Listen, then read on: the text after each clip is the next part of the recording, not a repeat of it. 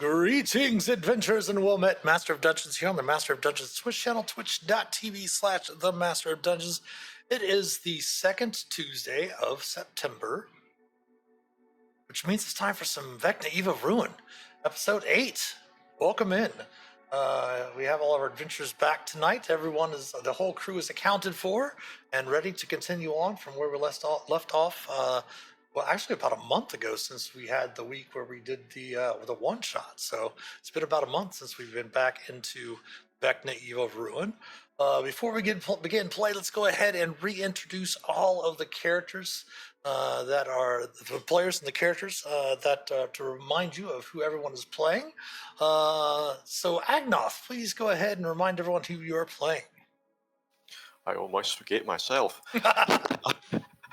Okay, yeah, back to the usual crew. Agnoth is a gnoll from the Critical Role setting of Exandria. He originally comes from a village called Undeath in the Green Dynasty. Ended up leaving there to study magic and generally becoming an artificer. Not a whole lot of local opportunities to do that, but, had to go a little further afield for that. He eventually found his way into a group called the Ten Eels, which went trying to save somebody called Alexian, but in the middle of that, or towards the end of it, ended up in Faerun, which is where we are now, and drawn into this funny thing that may or may not involve Vecna. So Agnoth is relatively tall, as gnolls often are, probably about the second tallest member of the of this crew, just about 7 feet tall. He's an armorer and has basically a robot suit, which he sort of goes thumping things in when he's fighting, and otherwise trying to keep as low a profile as he can. That's about it. All right, thank you very much, Agnoth. And then we have Blink. Okay, Blink is also from Exandria. He is an Echo Knight, and he fancies himself, as does everybody else, the #1 protector of the Ten Eels. He follows Captain Renly to the letter, not always to the spirit, because Blink can't distinguish between the two. And but right now he's probably not. He usually takes Renly's form with his head of disguise because cultists cause problems, but assassins be everywhere. But unfortunately right now he is just rocking back and forth in fetal position inside a bag of holding because he heard some very hurtful comments. Alright, thank you, Blink. And then we have Captain Renly. I have no idea what Blink is talking about. No, hey everybody, I'm playing Captain Renly. He's an Asmar Fathomless Warlock, Pact of the Tome. Yes, kind of has a water theme about him, in pretty much everything that he does. Tries to keep everything in order and has to be very careful about the things that come out of his mouth when Blink is around. And maybe got a little too free and loose with his verbiage when Blink was in the bag, and who knows what was interpreted through those things that probably don't mean anything at all. But yes, that's me. I'm playing Captain Renly, and I'm happy to see what happens next. Well, to be honest, he was affected by narco sleepy, so it was all perhaps maybe just a nightmare to him, or maybe a dream. Thank you, Captain Renly. Then we have Das. Yeah, hello everyone.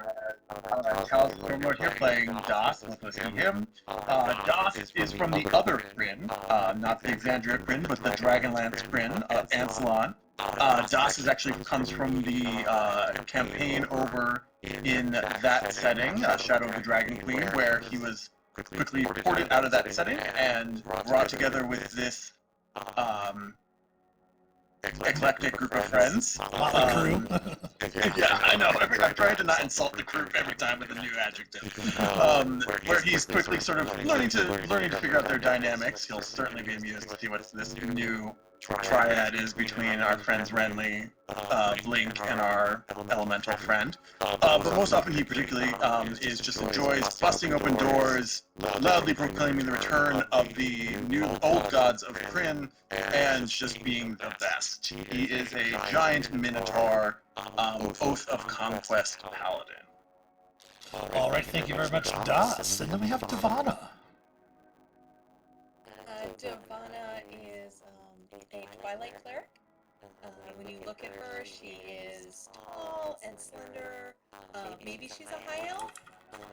Weird colored skin, which is also covered with celestial tattoos. But when she turns around, she has a tail. Hard to say what race she is. When asked about it, she says she's just from over those hills, and she points to the furthest away mountains. If questioned while drunk, she will insist that no one is after her. Her biggest mission in life is protecting this motley crew. All right, thank you, Devana. And then we have Minerva. Hello. Minerva is an aberrant mind sorcerer, pest and lineage background. She is a proprietor of More Curiosities, originally import Molly, also from the Exandria campaign, called the Netherdeep. She is very motivated in finding strange artifacts, and in doing so kind of came under supporting influence of the Flower Realm, and which gave her some interesting powers, which she likes to use mostly to read people's thoughts, but she has some other skills as well. So yeah, she's been traveling with the 10 Needles for a while, and now found herself in Faerun and is trying to make the best of it by opening a franchise of her curiosity shop, so to speak. So this is now on this current pathway, this little crawl that we're doing right now, and we'll see what happens. All right, thank you, Minerva. For those of you watching, let me go ahead and bring us over to the other screen. You will be seeing my view of the game in Roll20. You'll see things that are on the GM layer. You'll see things on the map layer, things like that. Do your best to not give anything away in the chat. You will also notice this token moving around every once in a while. That is because Blink is an Echo Knight, and Blink will pull out their Echo every once in a while and do some of their actions and things like that. You also might be able to see Stumpy, and of course Devana and Das have their own spiritual weapons as well, and things like that that will pop up on the screen. So what we're going to do now is bring everyone over to the other screen where we last left our characters. They were in the Never Death Catacombs in Neverwinter, trying to find some locals, very prominent people of Neverwinter that have been kidnapped. And they've discovered 3 of those, but they've also discovered that there's something known as secrets. If you all look in your journals, players, you should see a folder that says player handouts, and you should see a new handout in there that I have listed as secrets. You should see your Strange Camp handout, the Neverwinter handout, and then your secrets handout. That does explain your learning secrets, explains the revealing the secrets, and of course your secrets learned. It is important that if you share a secret with a non-player character, that secret immediately loses its power. Also, it's important that if someone entrusts your secret, unless you're ready to get rid of that secret and not be able to use it, make sure to be very cautious about sharing that with anyone that's not in your group. Of course, if anyone learns the secret, it's considered being learned by the whole party. I note that because Chanzazem is in your group right now, so if you start to talk, Chanzazem is around. He has been basically hired by Renly. Back here is the married as the summoned player ally, so he is currently traveling with the group. And you were making your way through the Never Death graveyard through this. On one side, it was once used by this old water clock guild, where you met Chanzazem, and you made your way over to the cultist side of it. And when last we left off, you found yourselves at a locked door to the south, right in front of Das. And I believe we just stopped right there. We didn't do anything.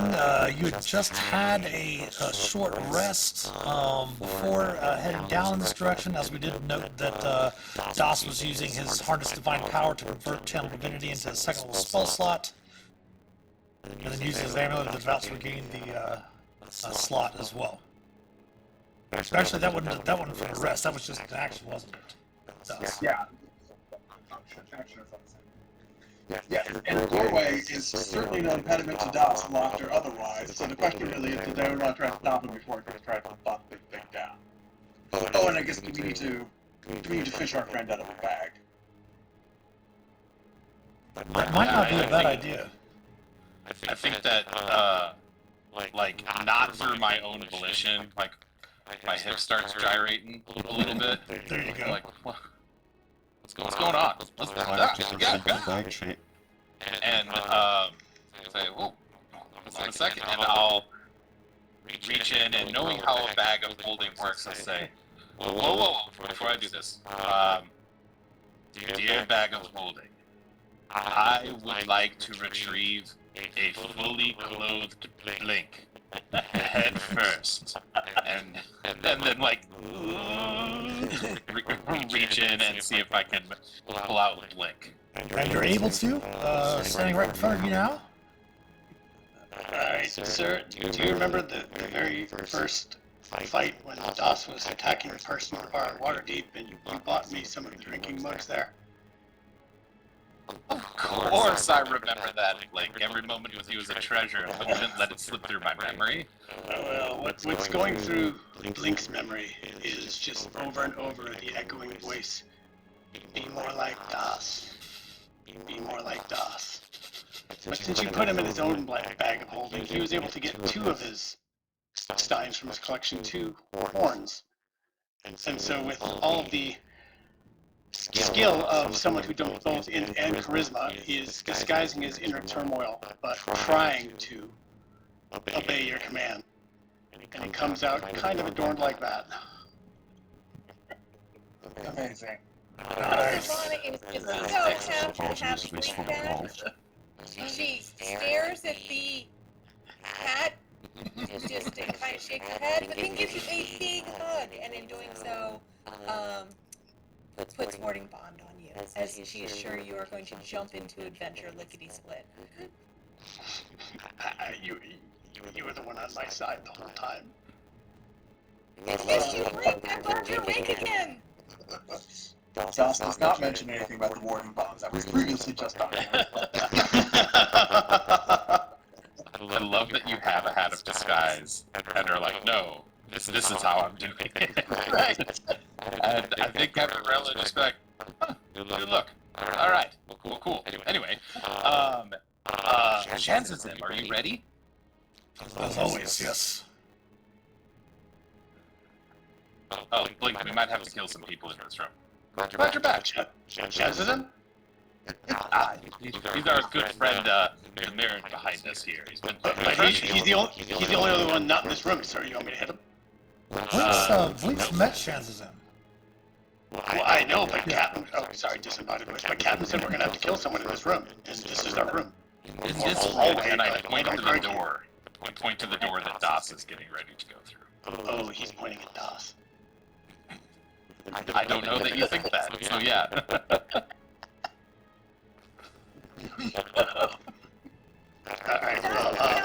Let's down the door. You want to squeeze up there with him? I stay back here with the captain because someone's got to protect him because other people don't. But I'll pop the echo up by DOS and high enough so Agnoth you can go underneath him if the ceilings are that high. Again. Well, I think it doesn't really actually physically take up space, right? Is it like a very similar to? I mean, with apologies to Matt Mercer, he plays it very loose with this class.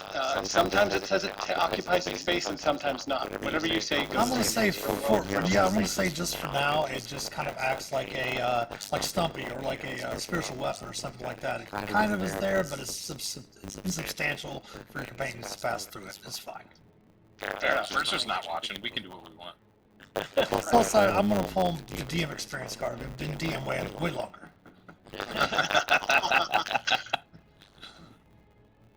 All right, so DOS, it doesn't seem they've all created Blink in the doors in front of you. No one's objected. Let's start at the top of the bag. I'm just going to try to bash the way in. All right, give me an athletics check, please. All right. Athletics. I will not use my... I would read the DM. Yes, everyone start with inspiration. If you don't from last session.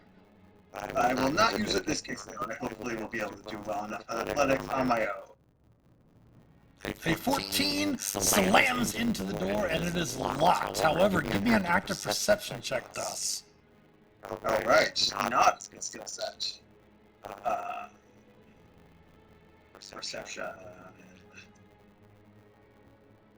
The door definitely seems to be locked. Alright. Das will step aside to let Agnox or sort of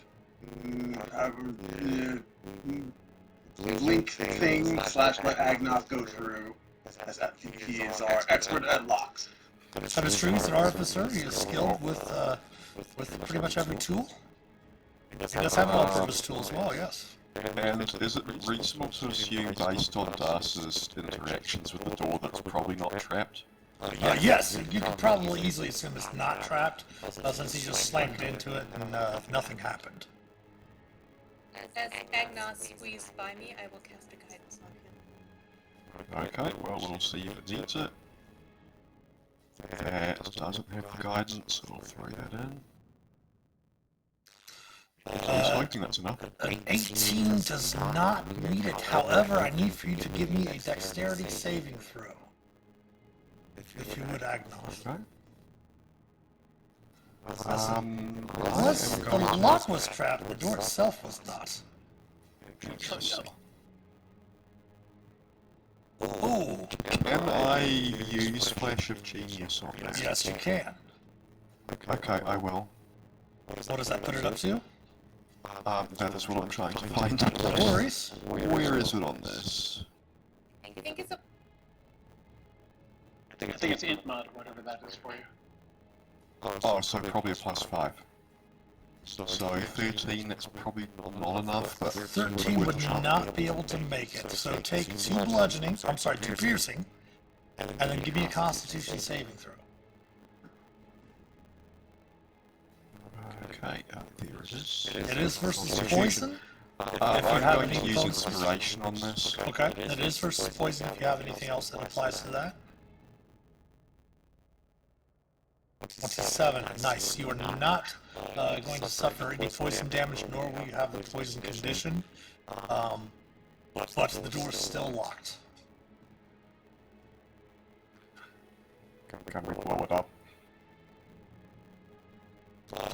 If somebody else wants to step up there, maybe blink with a crowbar to give yourself advantage or something like that, you can try to pry it open. Oh, Link, by the way, here's your bag, and here, I think Agnos has your rod. Oh wait, who took my rod? Yes, I believe, yeah. That's right, I yeah. held it for you. Safekeeping and all that. Alright, big fella, Das, yes, that's your name. Maybe we could do this together. Sure. I appreciate your hope. There may not be as big as mine, but you seem like a comrade in arms, even more than normal. Happy to help. As Alright. Blink squeezes by Devana, she will tap him with guidance. Alright, so go ahead and blink and roll with advantage and guidance. Is this just straight athletics then? Yes, strength athletics. Okay.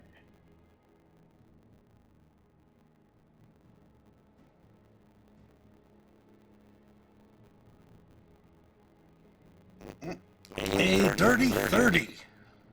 See, Link? Horns really help. The door shatters.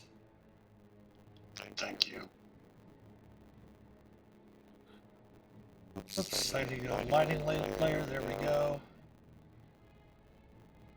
And give me a moment to let you know what you see on the other side. This enormous room, Blake, features raised galleries at least from what you can see on the west end here. You see chanting figures up here on this raised area here. You see that this floor is about 10 foot below.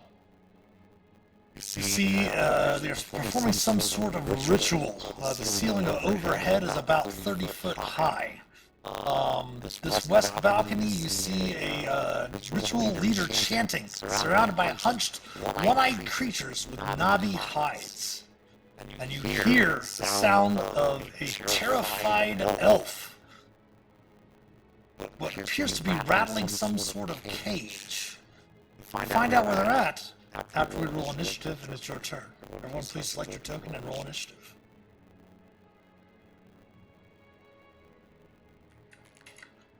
And I'll call back to those who can't see. There's people who are kind of, I don't know, they're half my name, because they only have one eye. Oh, good roll. Somebody had to. Yeah, and you're up front, so that's perfect. What is going on with my roll 20? Looks like I might have frozen up. Give me a chance to refresh. My apologies, everyone. No worries. Blink, your AC went up by 1, so you are AC 20 now. Oh, no, I'm up to 19. I took that. Okay, 19 is the up. Okay. But thank you very much.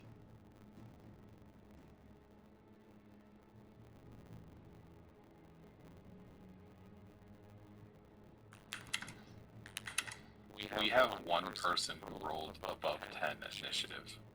Oh my god. Hopefully, Dungeon Master rolls very bad as well. Well, we don't know what chances him got. I will do my best to roll very crappily. Thank you. Sorry, I'm just reopening some of the handouts that I had open prior to having to refresh. Let's go ahead and roll for Shanzazim.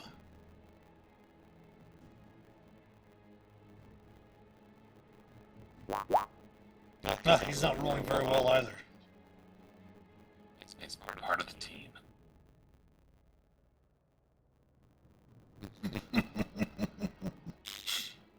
Oh no. Oh no. Oh wow. I tried to roll bad. I rolled the first one. Shanzazim got really poor initiative there. Alright, top of the round, as the door shatters open, Blink, you see this group here, and the one chanting at the ritual turns to your group, casts a spell. To be fair, we didn't make it hard to tell we were coming. That is true, right? Yeah, I can see her, right? From this distance, make sure that you are in range if you wish to counter spell. Just 60. I cast counterspell at.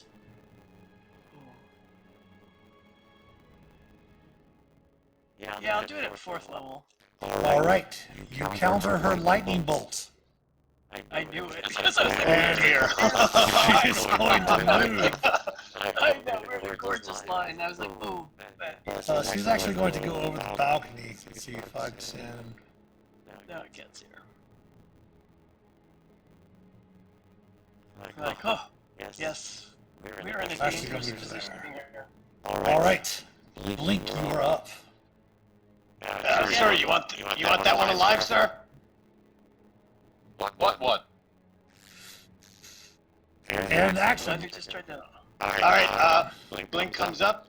alright, you do see on the opposite side of the other balcony, gyrating, dancing, chanting fanatics. And in a cage in the middle of the room, suspended from the ceiling, you see the fourth person, the elf, Eldon, inside a cage. Definitely afraid for their life, struggling in a dangling cage that dangles from the ceiling. Sir, change of plans. There's an elf on a shelf here. It says you're on the naughty list. It's too soon for that. Wait till after Halloween. Alright, so instead I'm just gonna hit the guy right next to me. Great Weapon Master. Okay. Or attempt to. Nope. Second one, I'll go without Great Master. Okay. That will hit. I'm going to bonus action let my echo pop, and I am going to bring him.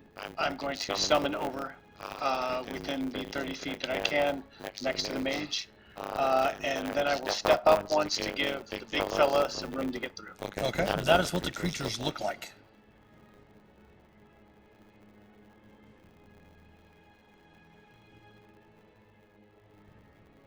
And it was 14 damage, right? Yes, sir. All right. You can see everyone's health bars? Yes. Perfect. All right. The creatures are up. Let me move everyone over to here in this proper area. Should have brought her character sheet up, but I did not. There might be a handout of what she looks like as well. Let me double check that. There is not one. All right.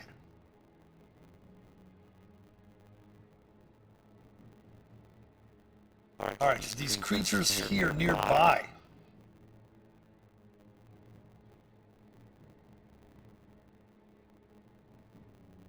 This one is going to open up his claws a bit to swing at you. This one is going to open up some claws. This one's going to move over here to swing out with some claws as well. This one's going to step over here to the railing in front of this Diaz, as is this one. Let's deal with the claw attacks around Blink first. The creatures do have multi-attack. So the one immediately to your west, we'll start there and we'll just go clockwise. Blink. Now your AC is 19 now, correct? Yes, sir. Alright, the first one will hit for 5 slashing. The second one will hit for 9 slashing. So you take 2 and Devonna takes 2. The next one... Oh, I'm sorry. Question. Yeah? The temporary hit points that I had when I was stuffed in the bag, do they exist or are they gone now? No, they haven't taken yet. The group hasn't taken a long rest yet, so you still would have those. Okay, so I will take that half, 5, and 14. I'll take... So you'll take a total of 7 from the first, or sorry, 6 from the first attack. Devonna will take 6. Second one attacks you. Misses and misses. And the third one attacking you. Hits for 3 slashing to you and 3 slashing to Devonna. And then misses. These two back here turn their gaze upon Das. So Das, the first one.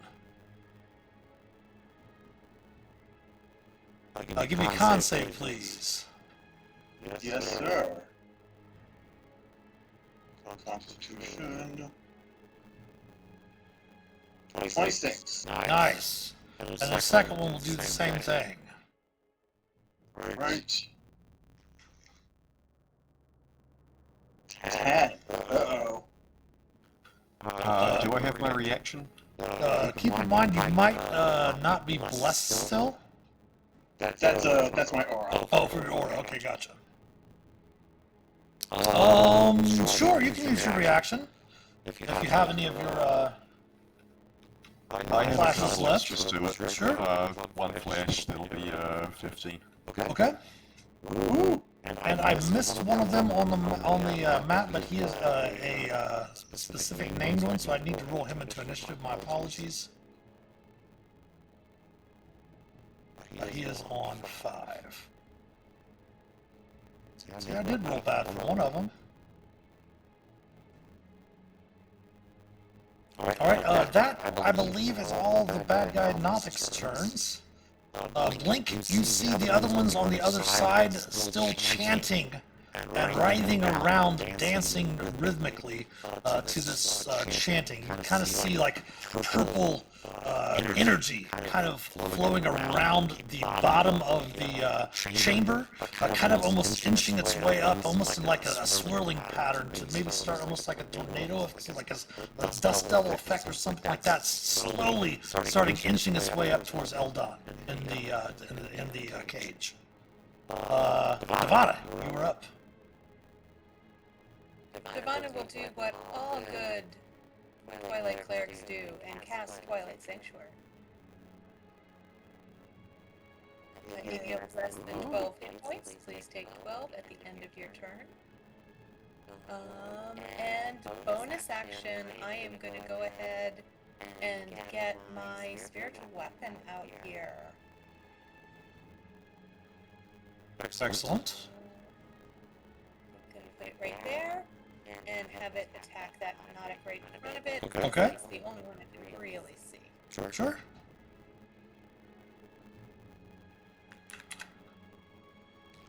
Technically, if you wanted to, you could target the one beside Blink and the one beside that one if you want to change your target, because as long as you can see part of the token in your vision, you can target it. Okay, I'll go ahead and put it here. Okay. And I'll target the one right next to Blink. Okay, perfect. And I did upcast it at a level 3 because I am almost out of level 2 spots. Okay. Ooh, does a 14 hit? 14 will unfortunately miss. Okay. That is my turn. Go ahead and take your 12 attempts if you don't have 12. I will squeeze by DOS, sorry. 1, 2, 5, 10, 15, 20, 25. Nope, you're stopping right there. Oh, okay. But just as I came around the corner. No problem. You see Doss, you see Devana head forward, and she gets right by Blink and like, oh shit. My bad! Renly, you are up. But now you can see the room, Devana. Now will be my turn. Okay. Well, I'm kind of stuck. I don't have enough movement to get all the way there. But I will pop off a piece of jewelry, throw it on the ground, and say, let's give this a shot. Agnoth, Das, Blink, and I'm going to bless all three of you with one of my prayer beads as a bonus action, because that's a prayer bead. Yes, so And then I'm going to pew-pew at this Nothic right here, because I can see that one. And you're a Fathomless Warlock, correct? That is correct. Just want to remind the viewers, yes, Necklace of Prayer Beads is normally not a Warlock ability or attuned item. However, when they were playing the Call of the Netherdeep, Renly did have the necklace of the three prayers, the necklace of three prayers, amulet of three prayers, something like that. So Jewel of three prayers. yeah, jewel of three prayers. It kind of altered when they became the soul bonded, which you can check out on the previous episodes. So that is why the Warlock has a necklace of prayer beads. It's a gift from my patron. So yeah, anyway, going to pew-pew at that Nothic down there, because that's really all I can see. Okay. So, oof. It's gonna miss. And Double hit. 11 force and knocked back 10 feet. So I moved 5 feet forward to do that.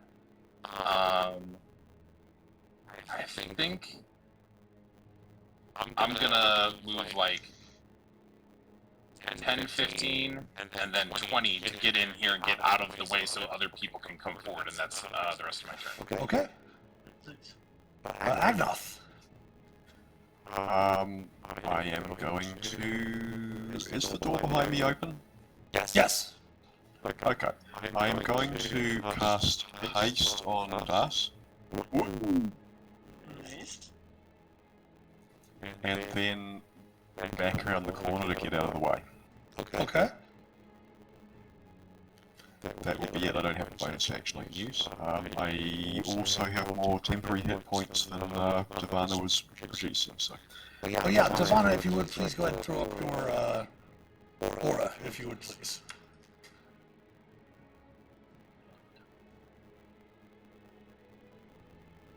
I think everyone should be able to see your aura. Perfect. Yep.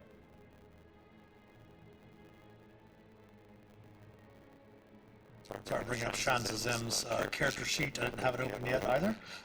And Shanzazem is up. That is the reason why. His movement. Aha! Just fly through everyone. Nice. Fly over to here. Unfortunately, that is going to provoke 2 attacks of opportunity. They are going to take their attacks of opportunity against Shanzazim. Shanzazim has an AC of 17. He will actually go ahead and take his true size. Claw will hit.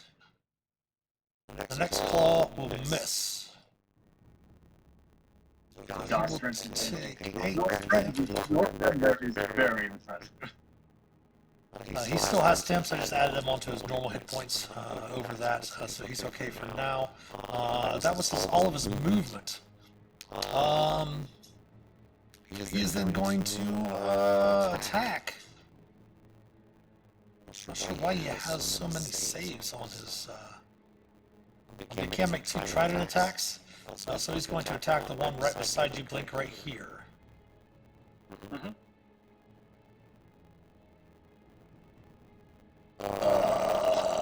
Yeah. As I said, he's very impressive. Friendly, your that- friend is very. That one is You dead. can see his water clocks. That was Shanzazim's turn. Minerva. Okay. Let's see what I can see when I move up behind Doss. If it opens up a little bit. I go back. Sorry about the traffic jam. I know. It's a total traffic jam. I was just trying to figure out what I could do here. I'm going to save some stuff. So I am just going to... Which one is the best one? Yeah, I'll just, I'm just going to firebolt this one for right now.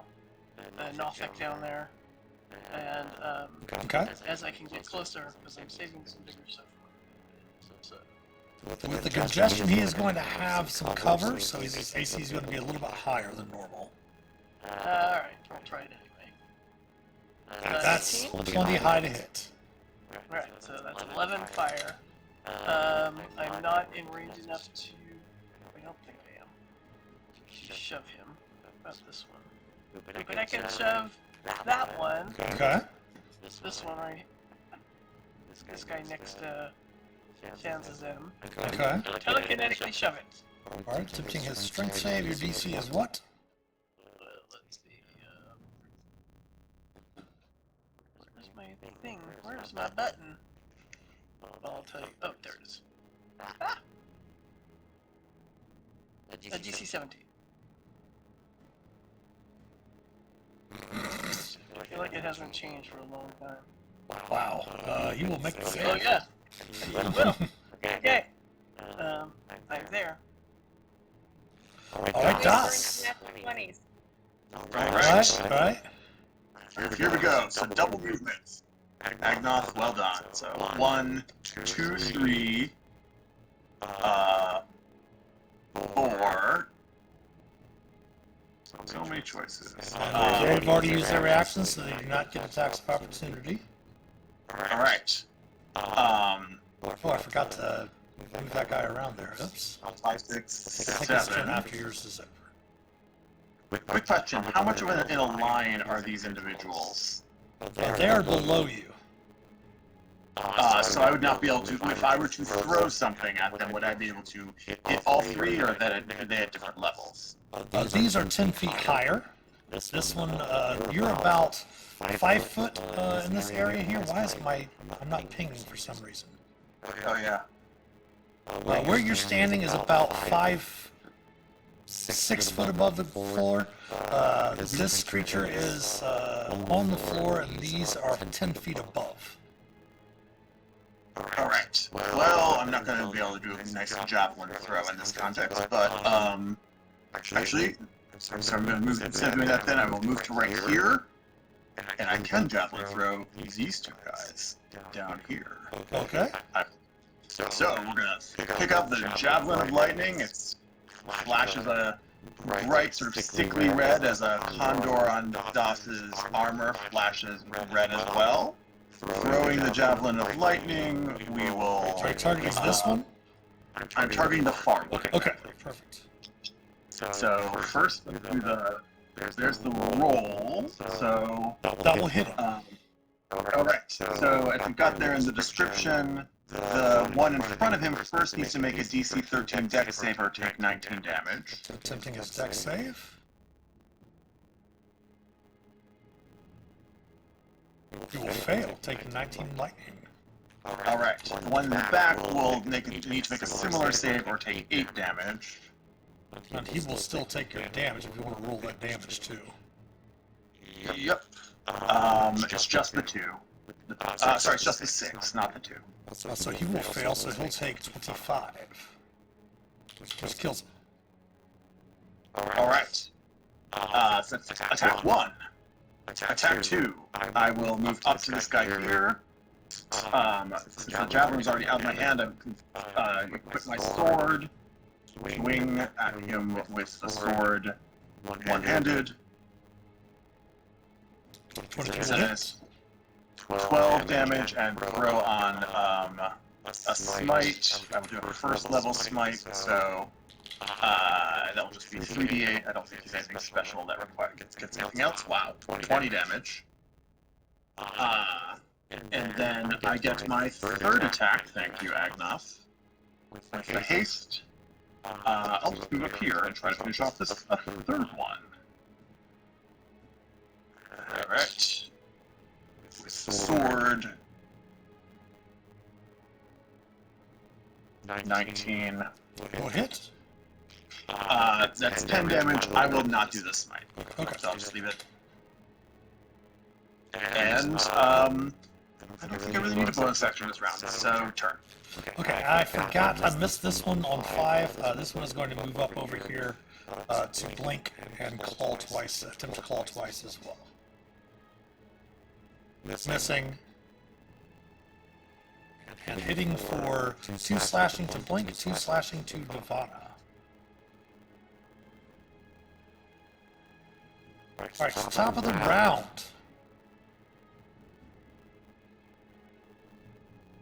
The mage is going to cast a spell. I can't see her.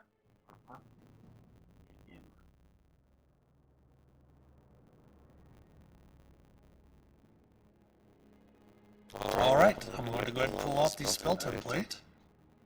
Yeah, because I can't. If I could, I would.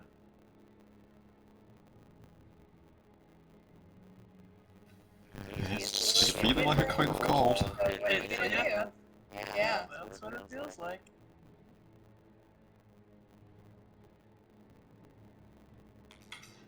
Why is it that I'm above that cone of cold? Huh? Never mind, sorry. I can always take it to the back. There we go. I don't know why I'm so slow this evening.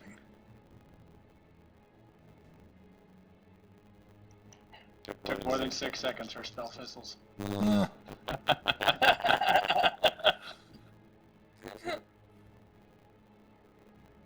Alright, so it's going to get, let's see, pretty much everyone that's in the room up there, except for the Echo. Joss, Devana, Blink, and Shans is in. And the other 3, yes, and the 3 Nothics that are up there too. You are all Obviously doesn't care about friendly fire. Not at all. in my aura, so you'll get a +3. Plus the blast over the. Yes. Could be important. +3, plus a D4. It's alright, it's not too bad. So con save is 14 and it is 30 points of cold damage. I am going to use my inspiration. Alright.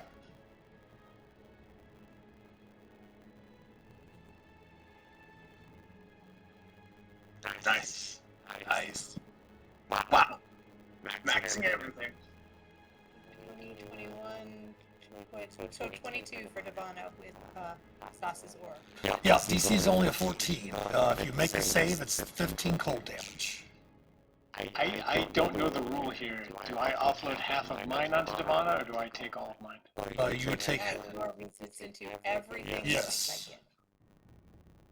So if you make your save, you would drop it down to 15. So you're resistant, you would take 7. So then you would actually take 3, and Devana would take 3. Okay, so I take an extra 3 over my 15. Yes. Sorry about that. Luckily, Shanzazam is resistant to cold as well. Shanzi for the win. Of course.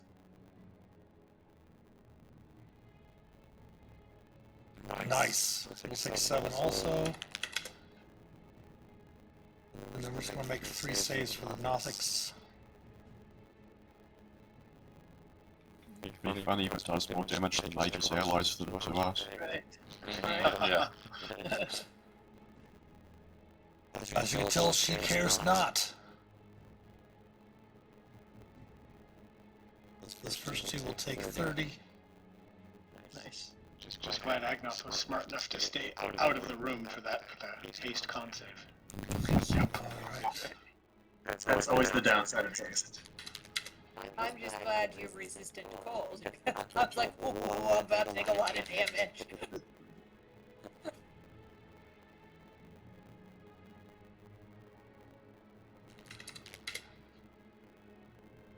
Alright, and she's going to continue to move. That's 5, 10. I would like my Echo to take a sentinel attack if she's moving out of range. Okay.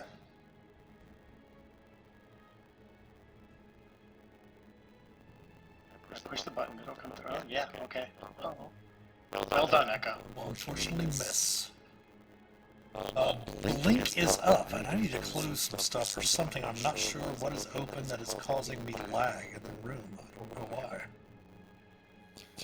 Well, clearly the latency made the echo miss. Right? Devana, what's that purple stuff? Not your aura. I'm pointing to all this stuff that's kind of roiling up from the cultist towards the cage. Keep in mind your round is not very long for her to be able to answer a full test of Okay. sentence. Yeah. Then I will just mutter, let's see Waterboy and Cowboy do this. And I'm going to send my Echo over to the cage. If it's up, he can go up, as long as it's not more than 30 feet up. The ceiling's 30 feet and it's dangling from the ceiling, so yeah, you can get up there. Okay, and then I'm going to have it latch on if it can, and I'm going to use my 15 feet of movement to swap places with it. Okay.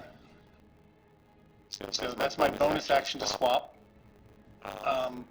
If I'm up there, I don't know if you need me to make a deck save to hold on. No, you're fine. You're fine. The cage itself Or hangs. anything I can see? Yeah, the cage itself is a sturdy chain, hangs from a sturdy chain that's about 20 feet above the ground. The cage itself is about 20 feet above the ground. There is a door.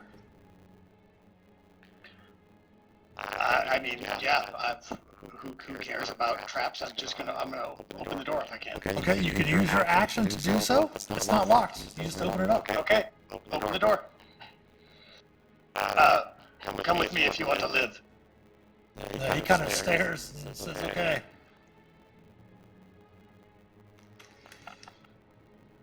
I don't have any. Well, I have 15 feet more movement, but I don't feel like dropping with him. I'll hang out up here and come down with him next time. Actually, is that purple stuff getting closer? Can I see that? It's not close yet. But you should be able. You know what I mean? Yeah, you can drop down. Would it be an action for me to would I have to take another action to grapple him? And No, drop down? I'll use his reaction to go with you. However, you both do need to make an acrobatics check, though. Okay, I will do so. Or guided. Or blessed, I mean, sorry. I'm that doesn't work on ability checks, so I'm not Duh. very good at acrobatics. Always forget. So you will fall to the ground, Link, and you will be prone. Have you checked how many numbers your d20s have? Come with me if you want. So you will take 3 bludgeoning. I'm sorry, you'll take 1 bludgeoning, and Devana will take 1 bludgeoning. Change that dice, man. Change that dice. The NPC's like, dude, are you okay? I was rolling so well at the beginning. What happened? The NPC will use half of his movement to help you stand up, but that will be the end of your turn. The blood starts to trickle out of Devana's nose. I meant to do that. All right, the creatures are up. They are going to turn their ire to Devana. This one's going to turn its ire to the Echo first. So we'll claw at the Echo. I believe you said the Echo has an AC of 15, right? Or 18? 8 and 1 hit point, so he's done. Okay. The second attack will be at Devana. That will miss. Then the one to your west. Miss. And miss. And the one to the east. Miss. And hit for 5. Hit. I thought I was going to get away clean there. And the creature, the fanatics are still writhing and chanting and dancing on the other side of the balcony. Devana, you're up. For my action, I'm going to go ahead and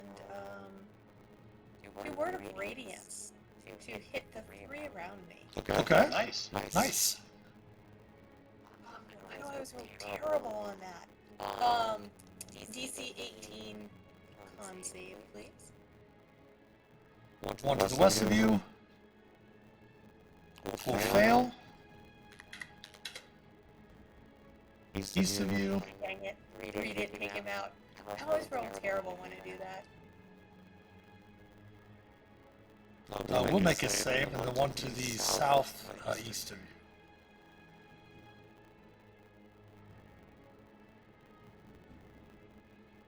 you. We'll make his save as well.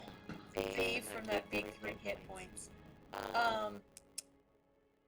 I cannot get to my spirit weapon under the cone. The cone should not be there. Is it underneath the chances then? Nope, I still have the cone on my screen. Same.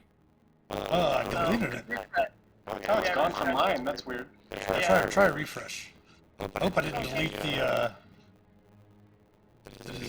No. I will refresh after my turn, but my spiritual weapon will move up and try to kill the one that just has a few hits. Sure. I refreshed. It's gone. Okay. I will refresh as soon as it is not my turn. Jump kite bag perhaps? That will hit. Hopefully a 13 takes him out. That will finish that one off, yes. And I will go ahead and back up, because it's not their turn yet, so they don't have the reaction, right? They already went, so they would have their reactions. They would have the reaction. Okay, well I will just go ahead and take that attack of opportunity Okay. and back up out of the way of my comrades. And they will miss. Taking us to Brinley. Okay, I'm gonna move 5 and see like, oh, the way is clear, everything's safe. 10, 15, 20, 25, 30. Ah, not safe, not safe. And I'm going to looking for it in the spell template. Mitch, I don't see it in there, but I would like a 20-foot cube of synaptic static. Oh, that's what I was gonna do. I can do something else if you would like, Minerva. No, please. Please. No, I just want, yeah. Yeah, that's great. No, you go first. I said, you can both cast the same spell. That's true. Exactly. That's true.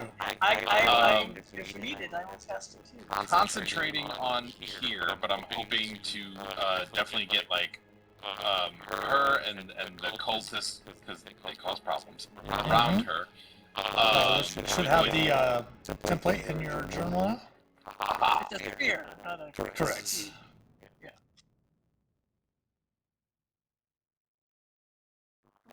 As Lord Logan once said, most excellent. Oh, it's a pretty. I can see the template. I can't see the area. So that's my synaptic static, which is a DC of 18. That is going to get all of them. Yes. Nice. Good, your DC is higher too.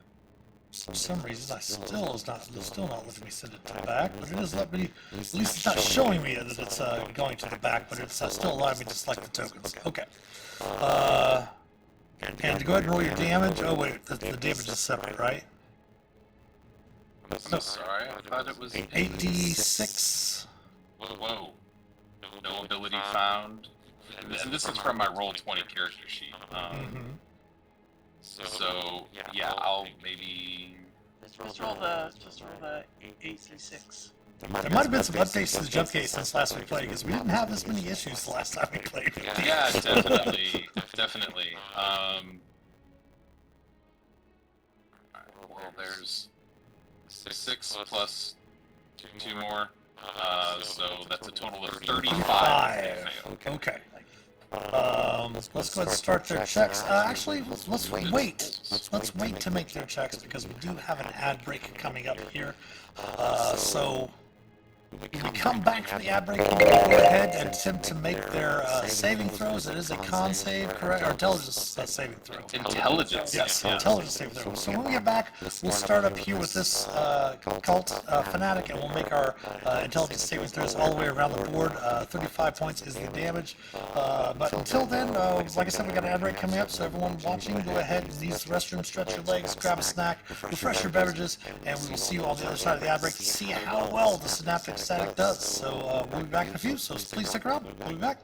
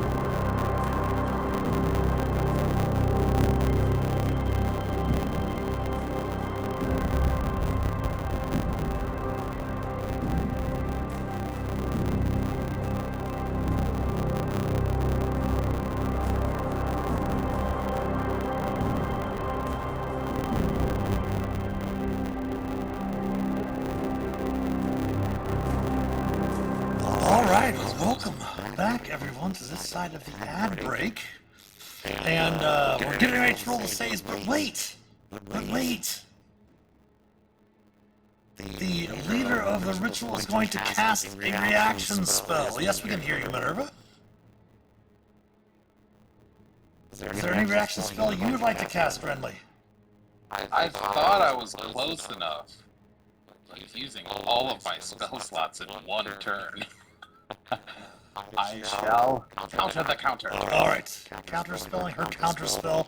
She was casting at Mine's third at level. by the way. Yes. So we're going to counter her spell regardless, because the maximum she can cast is 5th level as well. Alright, now let's go ahead and make their intelligence saving throws. DC is 18.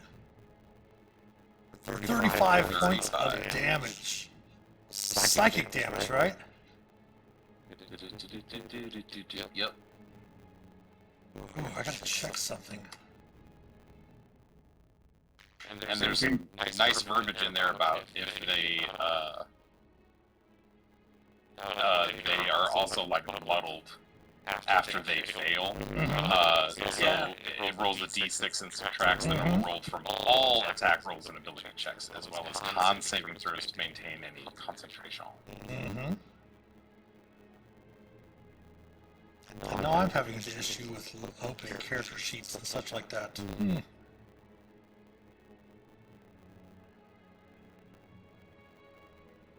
Okay, they don't have anything special there, so I'm not going to worry about that.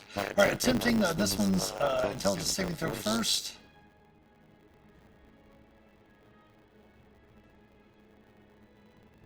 He is dead. Nice. Next one. I'll just come in and clean up everything. He is gone. The leader.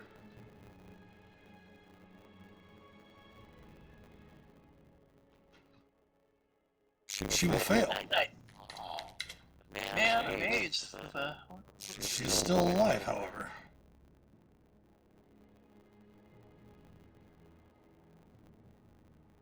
She used her reaction, so that's good.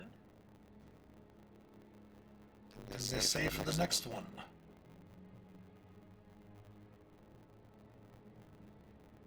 He will be dead as well. Good job, Captain. Captain.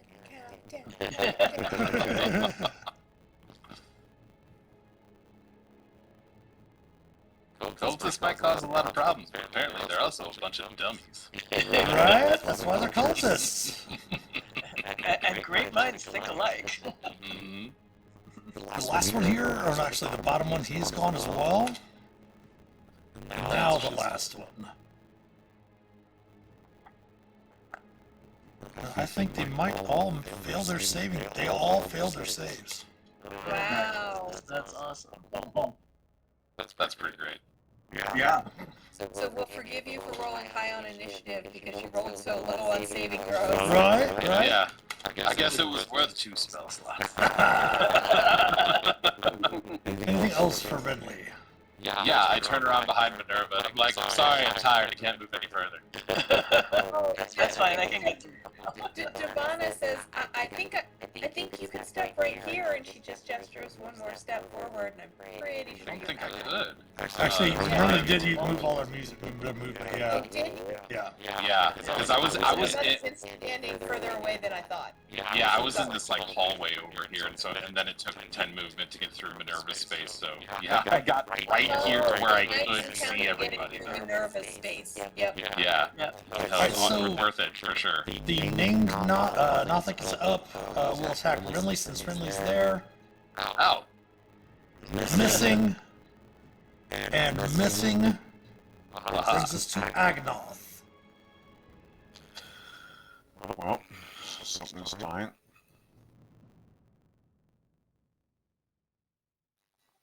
10 feet, that would be 25, 30. Can I punch the guy next to Renly, or is that... Unfortunately, can't punch around corners, yes. Right. So no good there.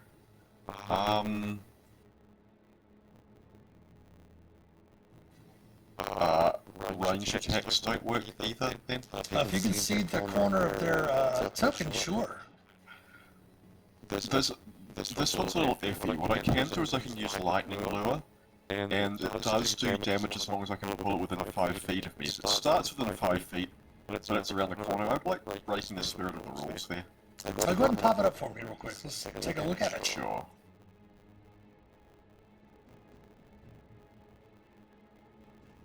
I am now working out how to do that. There we go.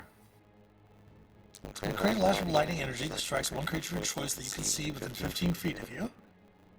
Alright, target must succeed on a strength save or be pulled up to 10 feet in a straight line towards you, and then take a d8 lightning damage if it's within 5 feet of you. Sure. Because it says, here's the reason why. Or be pulled up to 10 feet. So you don't have to pull them. You just slap them with a lightning lure.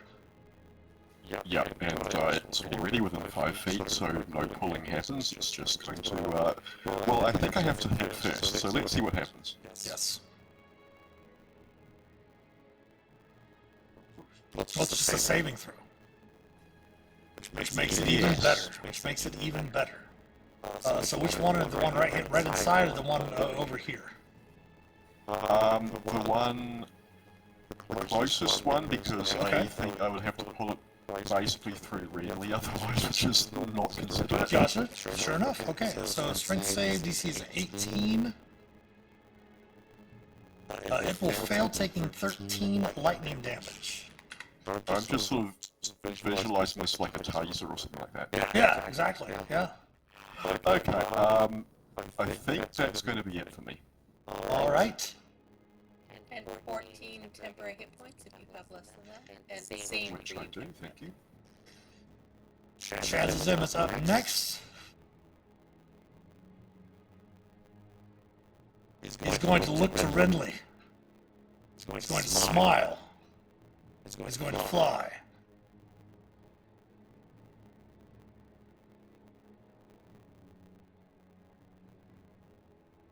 This one will take an attack of opportunity, which will miss horribly.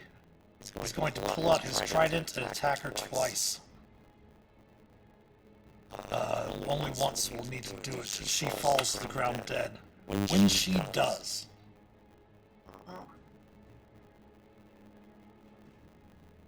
a riot of silvery purple energy fills the room and down the hall, engulfing you all. You feel a sense of space tearing open. Then you are falling, and everything goes dark. Oh my.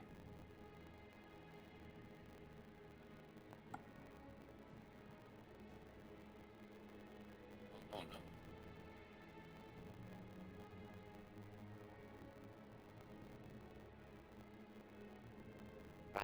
I'm trying not to look at the Twitch channel. I know, right? It's okay. We're back at the splash screen. You're okay. I can't believe Sir put me back in the bag. They got you too. Oh my god, is it happening again? Around the world and across the plains, you perceive innumerable cults of Vecna. They snatch away people and strip their secrets and rituals, like the one you just stopped. Behind them, the withered form of Vecna, which I believe you've seen in visions. A couple of you had seen in visions. Gathers the secrets like threads, adding them to a glowing sphere of hidden knowledge in some impossibly distant place. Vision fades into darkness, leaving only Vecna's glaring left eye.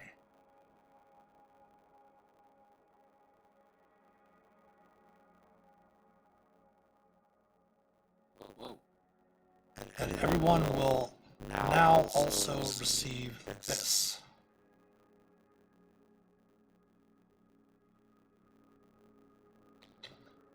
I'll bring that over to the combat screen so the viewers can see it as well.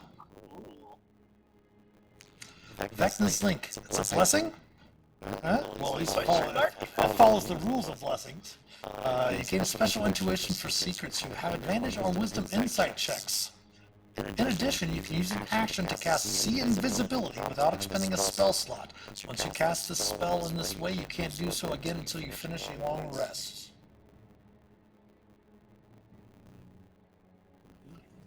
Awesome. When you open your eyes and the light comes back to your senses, you look around and the sky is filled with a foggy smoke. You just can see heat. You do find yourself in the graveyard, and it looks familiar. It looks very much like Neverwinter's graveyard. But each one of you finds yourself in a coffin. Everyone give me a perception check, if you would, please.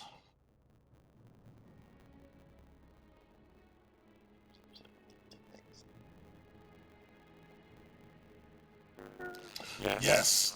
Delvana and Agnoth, you start hearing growls and guttural sounds as you're two of the first to kind of raise up out of your coffins and look about. And you find yourselves in an open pit in a graveyard.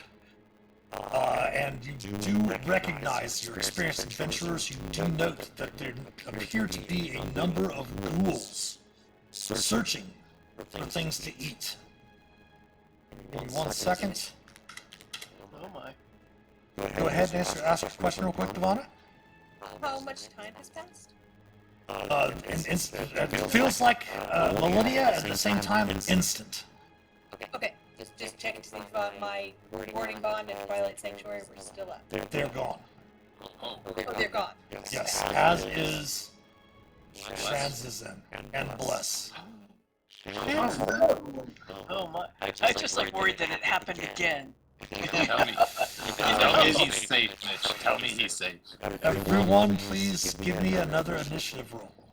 Is wording bond gone as well? Yes. Yeah. Boarding bond lasts an hour, but it's just like everything got wiped. Okay. Yes, everything got wiped. How about our temp hit points? 10 hit points you have, Okay. I didn't which I believe the last was 14 was what you rolled, correct? The last was 14. Yeah, I didn't even get my turn. All right, I see far too many red in my rolls tonight. Yeah, right. My goodness, Mike, that is insane, yes. Far too many. I'm gonna go back in the bag. It's safer. Is haste gone? Haste, So Haste is gone too, and yes, you are standing for the first round stunned. okay. Looks like everyone is in the initiative. Alright, so sort that initiative. Actually, I do need to put one other person in there. Give me a second.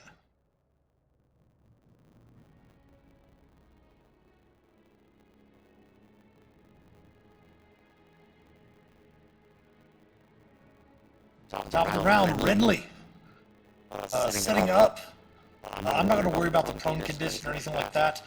You look around, and the ground around you is muddy and slick. Almost as if it might have rained recently. However, the mud does feel a bit warm to the touch of your boots. Gross. And it is bubbling here and there in sections. Look up, and you do note that you do seem to still be in the Neverdeath graveyard, but it looks oddly different. Like corrupted. Yes. Graveyard I'm used to. And you should see yourself up here, Renly. I'm going to go ahead and focus for everyone where you're at. Ivana. Blink. Minerva. Yep. Agnoth. And Das.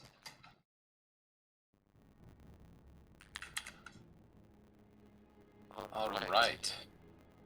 Well, this sucks.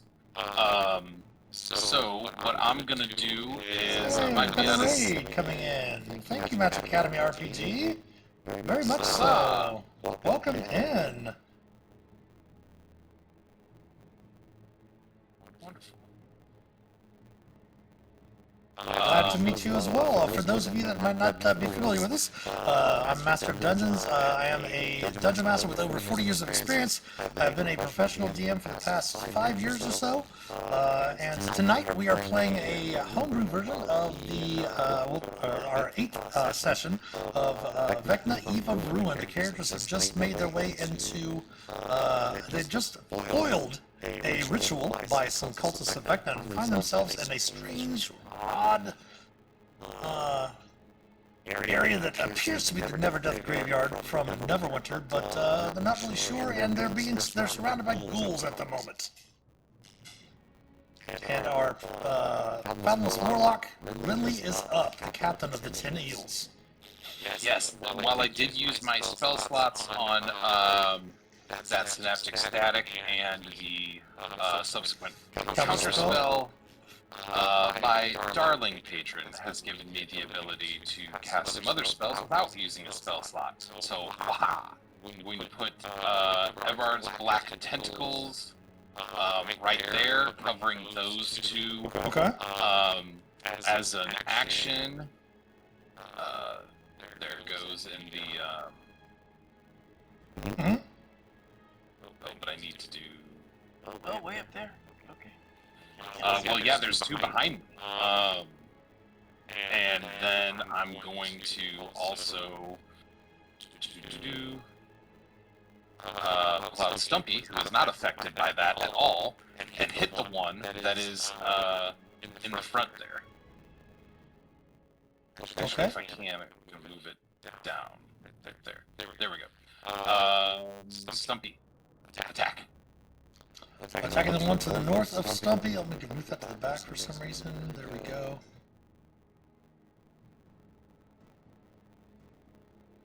It is going to hit.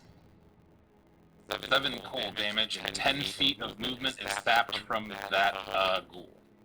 For some reason it's not seeing to a back, so give me one moment to...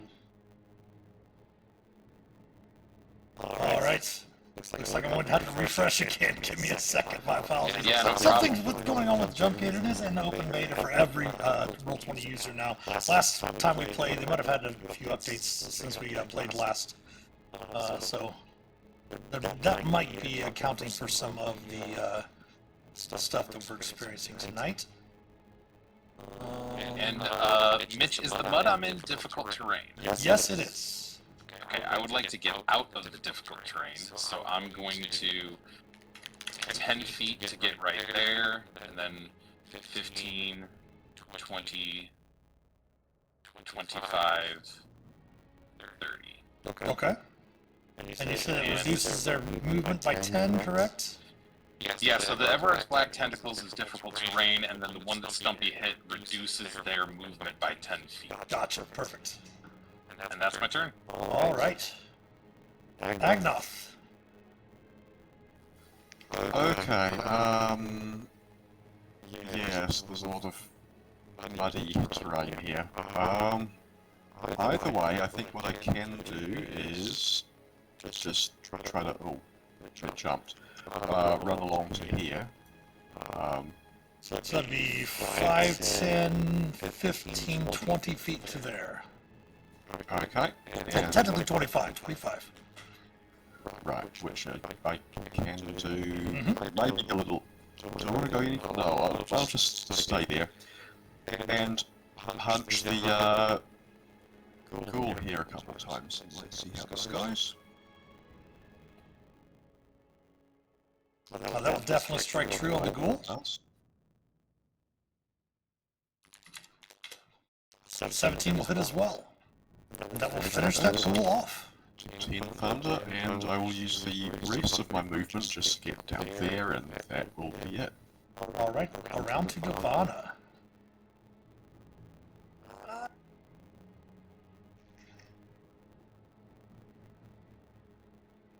Devana is going to use her bonus action to Misty Step Okay. and get over near Captain. Whoops. I can get to here. I'm going to use my movement to 10, 20, just right to there. Perfect. And I will use my bonus Twilight Sanctuary because of my Amulet of the Vow? Yep, Amulet of the Vow.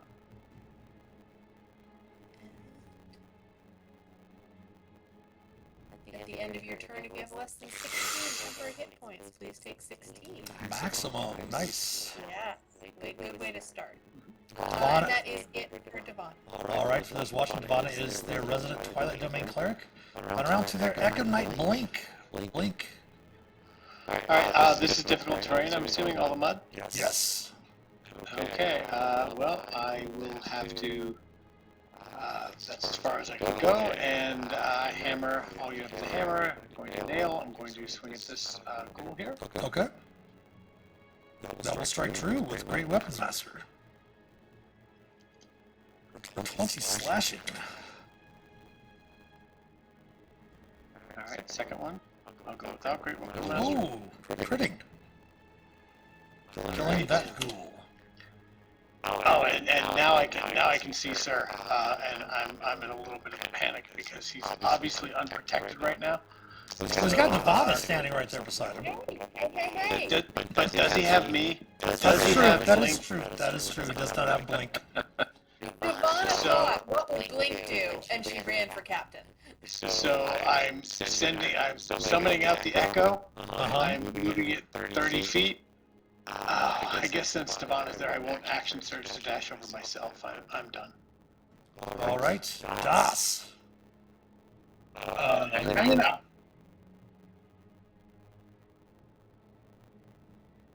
That's it. So what now? The haste. Oh yes, yes. That's right. That's right. Yes. Stunned. All right. The ghouls are up. First, these two ghouls. Let's deal with the ones that are in the tentacles.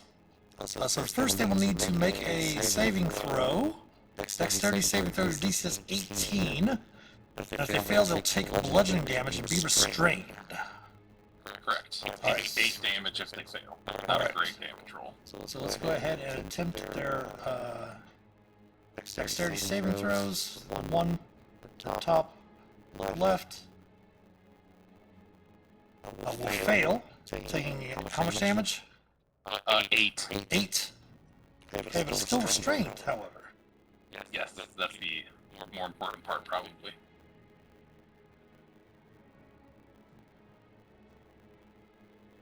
And attempting to save for the other one. Will fail also, taking 8. And it also is restrained and cannot do anything.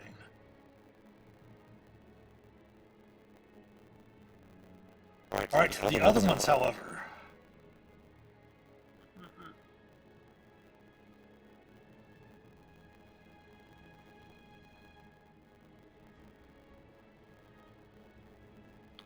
If I could move pretty quick.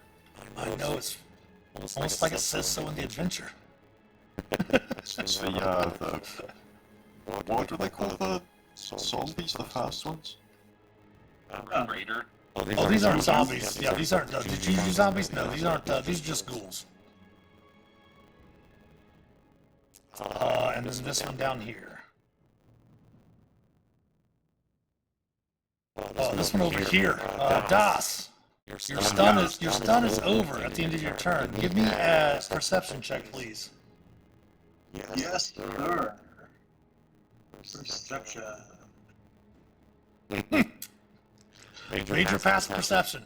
For some reason, this ghoul's moving down here to this unopened coffin. Oh, okay. All right, let's go to the ghouls. Oh, wait, there's one more ghoul.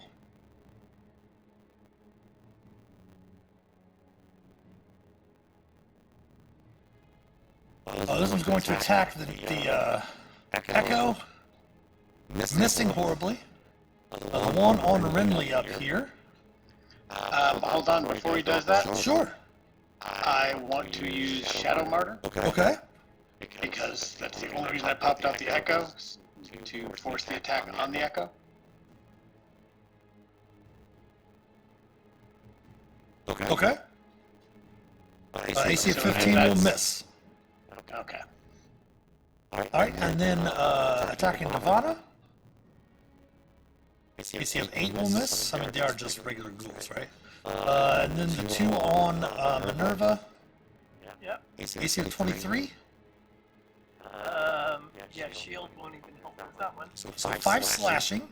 And then you are not an elf or undead, so please give me a DC 10 con save.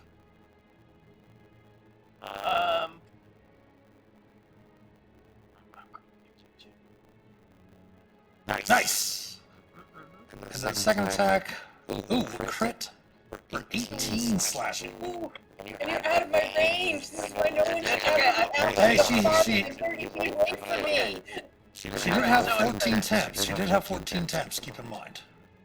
I know, but I could have stopped the crit. Yeah, oh yeah, that's right, that's right. Alright. Do I have another con save? Yeah, another con save. No problem.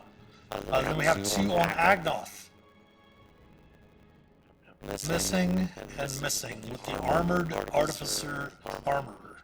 And then the one down here starts scratching and clawing at this unopened coffin. And you do not have to make a perception check, Das, to hear muffled cries. I think it's that other guy. I think it's the guy we're trying to save. Minerva, you're up. Okay. I am quickening dissonant whispers at the one trying to claw at that thing. Okay.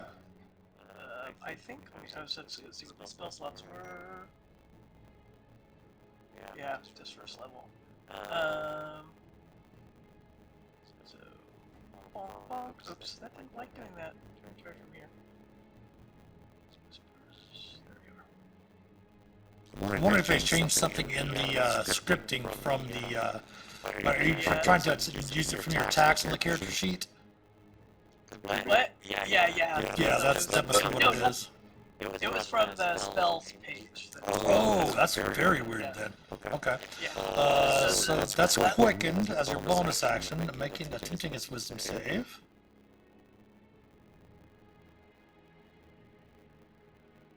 It will make it save, so it will still take half. It's not immune or resistant to psychic, so it will still take 6. But it will not flee. That's unfortunate. And then I will shocking grasp this. Which one? The one directly south? Yeah, the one directly south. Gotcha. Originally I was going to do it, and then I realized I can't. That's just what I did. So that will be. That one doesn't have reactions.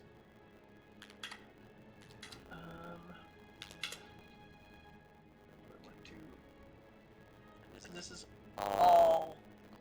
I'm gonna stay there. Okay. Again, you hear kicking and screaming muffled from inside the coffin. Brindley, back around to you. Okie dokie. I'm gonna.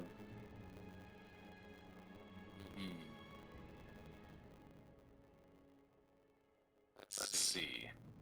I'm gonna move through the echo over here, and I'm going to shout to Blink that I'm gonna need just 15 feet from the echo, and I'm gonna turn on my radiant consumption as a bonus action. So I'm gonna get an extra 4 points of radiant damage on one of my hits per turn, and then I'm gonna shocking grasp this one.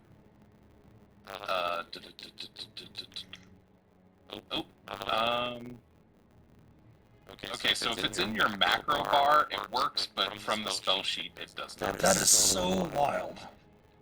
So that's 13 lightning Okay. to that one. Okay. And then The extra or no? yeah, an extra 4 on top of that. From and the extra 4 is radiant, if that matters. It is not vulnerable. And then I gotta Blink's echo. If it takes 1 damage, it's gone, right, Blink? Yeah. I mean, honestly, I haven't moved him off yet, but he's going to disappear anyways because he's more than 30 feet from me. So, do what you gotta do. I'm going to stay here, and so at the end of my turn, anybody within 10 feet of me is going to take another 4 damage. Radiant damage. At the end of your turn? Yes, at the end of my turn, which this is, because I've used my bonus action to activate it. Okay. Moved a little bit, and then shock and grasp, so that's it.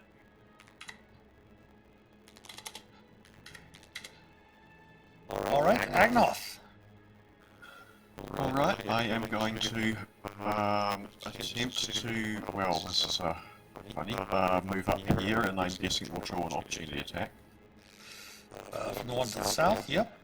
Yeah. Oh, 1 in 20, but that hits. Okay, so that's 10 damage. 10 slashing and then a con save. DC 10. Not a That's problem. not an issue.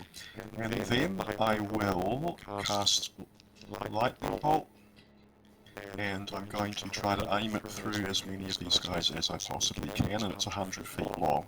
I don't know if I can get all 3 of them, but if I can, I'll do that. I'm going to let you get all 3 of them, sure. Okay, so that means DC 18 Dex or 26 Lightning. All right, the one right beside you It's first. safe for half, but yeah. Right beside you will fail. I can't remember which one of them is my initiative counter, so they'll get Nexus for now. The one next in line is going to succeed, Nice. taking 13. One down here. It's going to fail, and he's going to get an X as well. Okay, and I guess I only moved 10 feet, so I should have enough to get back to that one, and I'll stop there. Okay. Ivana. Don't forget. Oh, never mind. Oh, what? I was just saying, Dawson and Blink are outside of your thing, so they don't get the extra hit points. Devana says, thank you, Agnoth, because she was gonna try to take that one out, but now she can deal with the ones closer to her. Sorry, that makes me have to rethink what I'm gonna do. No problem. No problem.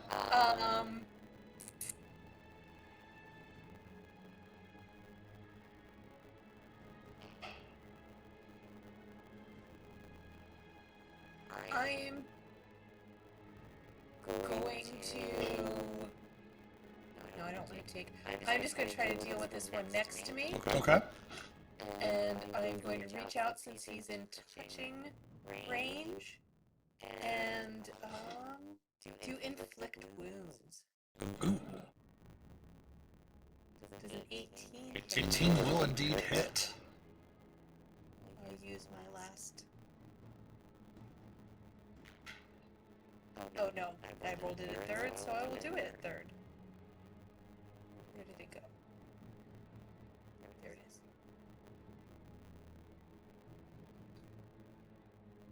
is. 29 points. Oof. Kills it. And I will just, think what would Blink do? Blink would move up to protect Captain, so. I do have that aura of radiant damage. And you do see it, yes. Oh, you do? And Yeah. I see that. Okay, then I will not. What is the range? 10 feet, Brenly? Yeah, it's 10. Do you want me to throw an aura on there, Mitch? Yeah, I go- will move to that side, knowing that I see it. Go ahead and make it a square too, please, if you could. Got it. Oh, I can see that aura. I will stay where I am. All right, Blink. Around to you. Go ahead and roll your temps again, if you would, Devana. 13 this time if you've lost any and get the aura to your turn.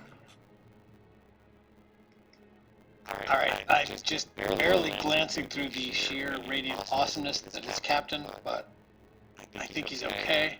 But bodyguard's got a bodyguard. So I am going to change direction. The echo pops. I am going to come down this way towards Minerva, who seems to be in trouble. I'm going to be dashing Okay. to get all the way to here.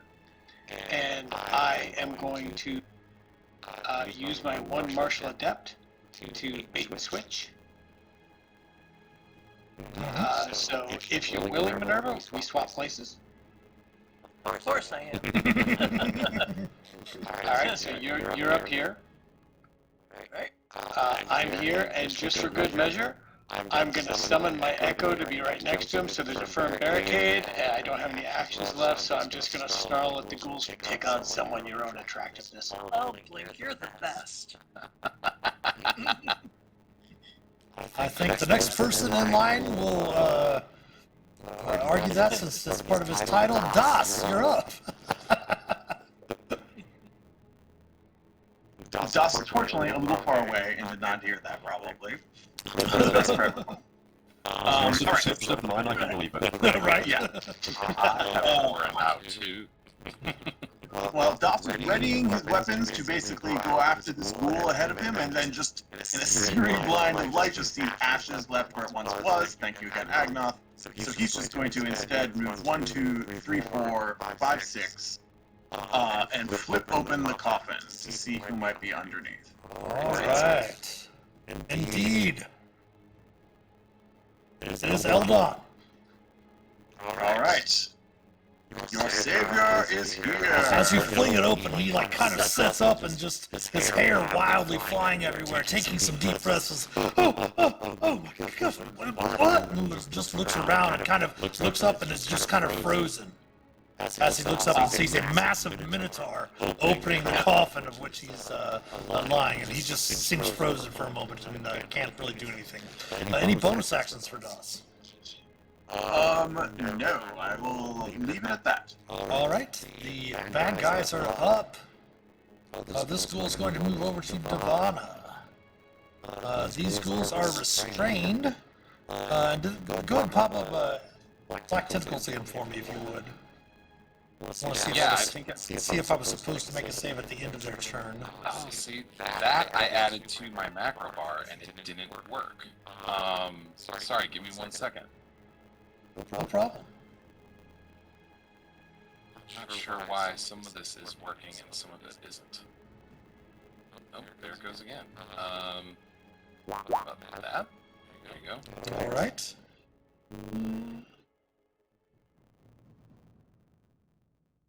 Nope, it's got to use its action, so that would have been their action last turn. So let me double check to see if they... Actually, I'm not going to do that, that's my bad. Go ahead and, they are restrained this turn. Go ahead and roll the, starting their turn there, roll the 3d6 again for me.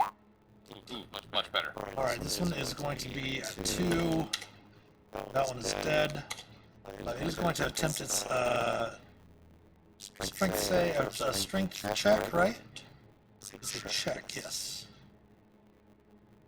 Strength check. DC is 18. It is not going to free itself. This ghoul here is going to attack Renly, or attempt to. Missing.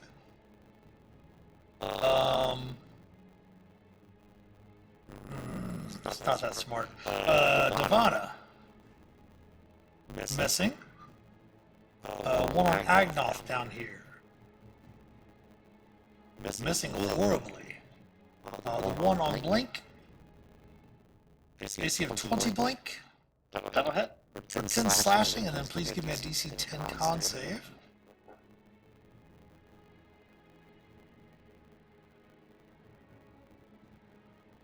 Not a problem. And then the one on the Echo is going to attack the Echo. It doesn't know any better, and will miss. Bring us to Minerva. Nice. Okay. Grateful to be out of their reach. She's going to lift up her hand and point her ring of shooting stars at these guys. And she's going to put 2 motes sides of them. Oh, I can't see purple on this, but there. That text up here. If you want to use, I was gonna say, if you want to use, do we have a bonfire or anything like that in there? We go ahead and throw a bonfire in there, and you can just use that, create a bonfire spell. Okay, it's well, I'm just doing 2, so it's going to be 5d4, but it's using my 2 charges for ball lightning, and so it says you move. It's like when there comes within 5 feet, so there are within space. I assume it just discharges right away. Mm-hmm. Yep. Okay, so that's going to be that work. Yes, just stand there. So be. Do I do it for each one? Yes. Okay. And the other one. And they, oh, it's a DC 15 dex save. Right, the one to the directly south of the echo. We'll make a save. Is that for half or for nothing? It's nothing if they make Okay, so that one makes a save, attempting the one south of Blink. It will. They both make it? No, the first one does, but the second one will fail.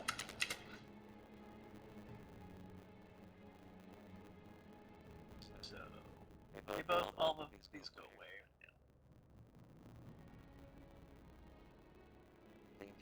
Okay, any movement for Nerva? Yeah, I think I'll like get a little further away. So it's basically half of it, right? Yes. I'll try and get on those rocks right there. Perfect. Alright, Eldon is up.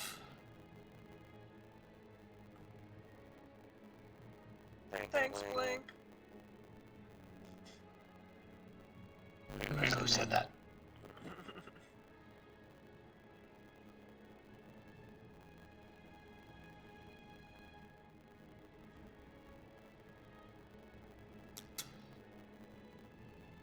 Eldon is going to see, he's going to see Blink and recognize Blink. He really didn't have a chance to recognize anyone else around the area. But he's going to see Blink, and he is going to cast a spell on the one south of Blink. He's going to cast a Sacred Flame.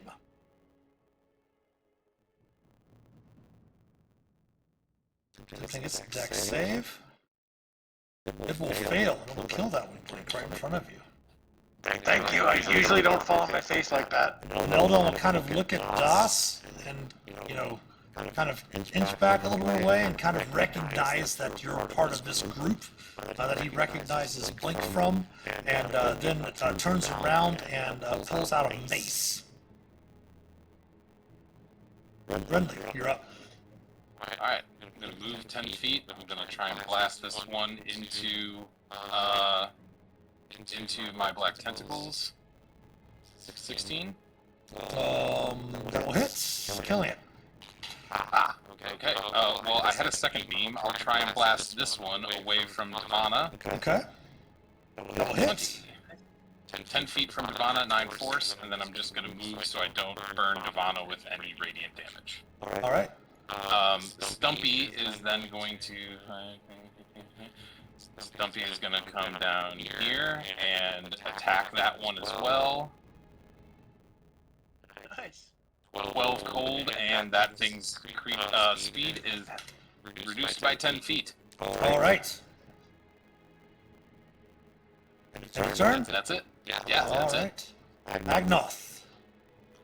Agnoth is going to do what you do with Goal in front of you, punch him in the face. The armor brings back his mighty fist, striking true to the Thunder Gauntlet, killing that one.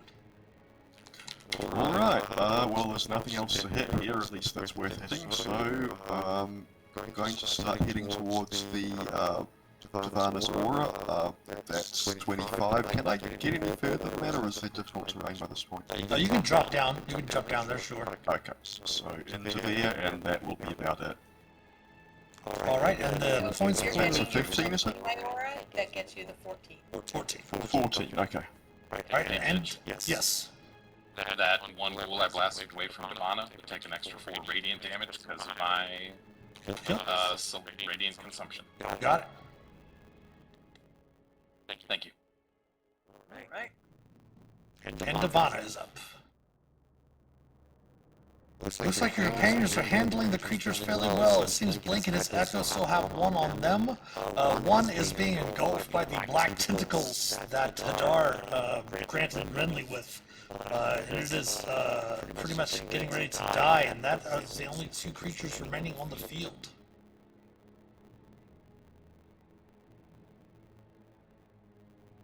I will stop right there because I can sense who's in my aura, and I think that's the max people I can get in my aura. Mm-hmm. Why is it not rolling? There we go. 14 again this time. Okay. If you're in aura and need it. And then I will toll the dead on the one down near Blink. All right. That one is not injured yet.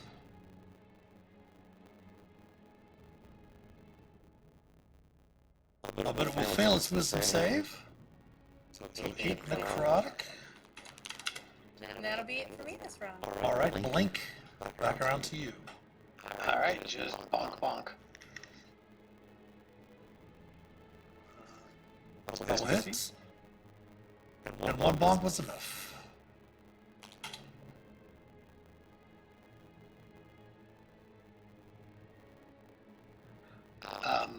I will use all my movement to rush up towards Renly because I don't know where he is. I'm not sure he's okay. Okay. That's it. Das. Alright. I can't really see much of almost anything going on here. I will hop on this coffin, and say, hey, come back here! I am your savior! You are supposed to be saved by me, Dark Cloth saving other people. Honestly, like, there's really not much I can see at all, and that's most of the extent of my movement, so I'm just gonna work on keeping Eldon John. All right. The last remaining ghoul is up. Go ahead and it's what, 3d8? It only has 3d6. It only has 2 hit points left. It's going to die, taking you all out of combat. Yeah.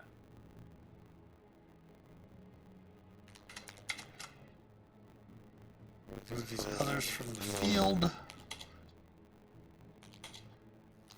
Don't know how we got here, but I hope we're still in the same world. There's always been a lot of explaining to do to Lord Neverwinter. Oh, hell, Agnos, I hadn't even gotten that far. Oh, yes, please let this be Neverwinter. Looking about, as you kind of make your way up on the edges of the, I'm going to bring everyone back over to the splash page, to the edges out of the pit of the graveyard. Basically the grave pit where these coffins were. You happen to kind of glance out at the city around you. It does look like Neverwinter, just a little different.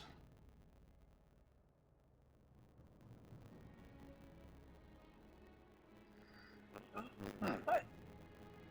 Wait. Oh. Is that lava? Indeed it is. Instead of the river, Never River running through, it does seem to be a dismal mirror.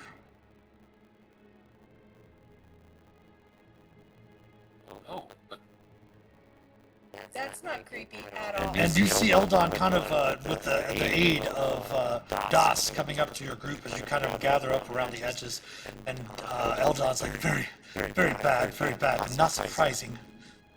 I don't know if the cultists planned to send us here, but here we are. where is he? This is... This is Evernight.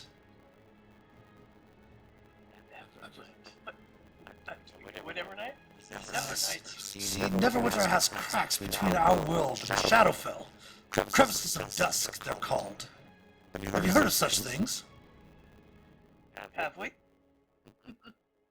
I believe somebody has something in their notes about Crevices of dusk. Yep. Working on it. Captain's log. Start Right. it. Yep, that's that's my journal. Oh, yeah, no. They're from Jarrett. Yeah, okay. Yeah. I'm not saying that out loud because that's something. Yeah, so I guess we found notes, but this I think we're all maybe insightful enough now to where I think we might try and gloss over it and be like, well, what does all this mean?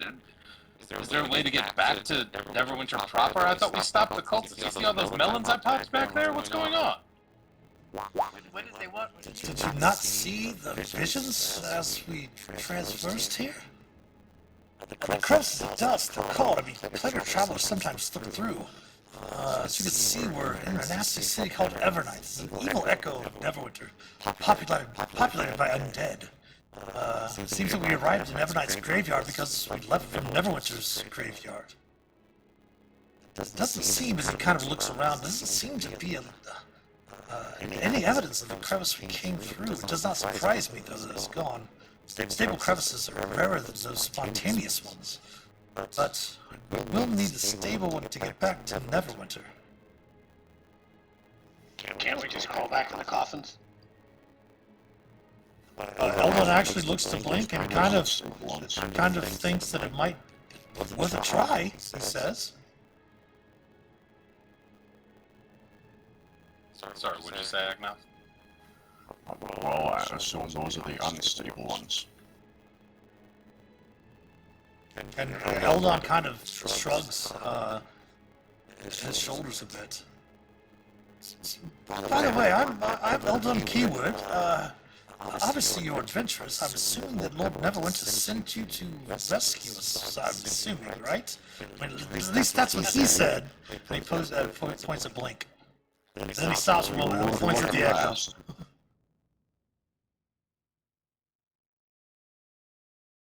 Yep, we were hired. Gods, I wish I had my journal. Oh. Wait, you found that? He looks up. That's my journal? I don't know which of us has it, but somebody has it. I believe it might be in your house, Link. I mean, sorry, the bag. I don't care. I don't carry books, sir. Yes, maybe it's in my bag. Here, I reach into my bag of holding. Oh, thank you. And he kind of adjusts his glasses a little bit. What do we Puts on some spectacles, as it were. And here's what Eldon looks like. With his spectacles in hand. They're not big, bedazzled Elden John spectacles. They're probably normal. I'm sad. Missed opportunity. Yeah. What were the cultists doing with you? I knew a little bit. I'm not really sure. I just saw that they were, and heard that they were trying to gain secrets of some sort. What exactly those are, I'm not sure. I mean, they looked like they were chanting at you. They wanted you to. You seem pretty important to them. It has been a while since we've all played, right? So you all know that the necromancer that you defeated had notes about this ritual. And remember, he tried to use it on a cultist that they thought was not loyal to the cult. And you found her wandering the hallway as a zombie. So they were probably trying to finish this ritual and see if it was perfected on Eldon. Obviously, something went awry with you being here, but we do have an ad break. That noise is an ad break. Means that we do have an ad break coming up. So if you're watching, go ahead and stretch your legs, use the restroom, grab some snacks, refresh your beverages. We're going to do the same for the players, and we will come back on the other side of the ad break. So please stick around. We'll be back in a few.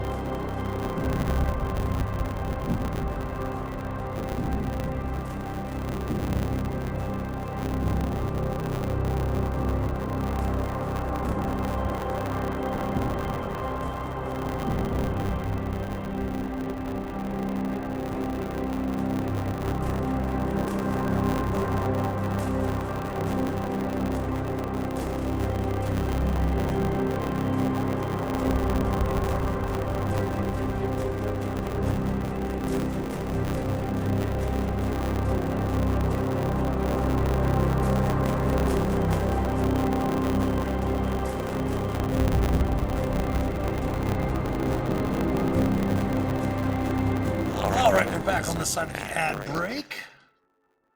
Welcome back. Again, there's a shout out there. Finally got it working for Magic Academy RPG. Make sure to go check them out as well. Having a little bit of issues with Streamlabs. I've been trying to reconnect it. My mini feed has been jacked up a little bit the last week or so, and have not been getting any notifications. I was going to check to see if my sometimes my CloudBoss shuts off, so let me double check to make sure that that's running right now.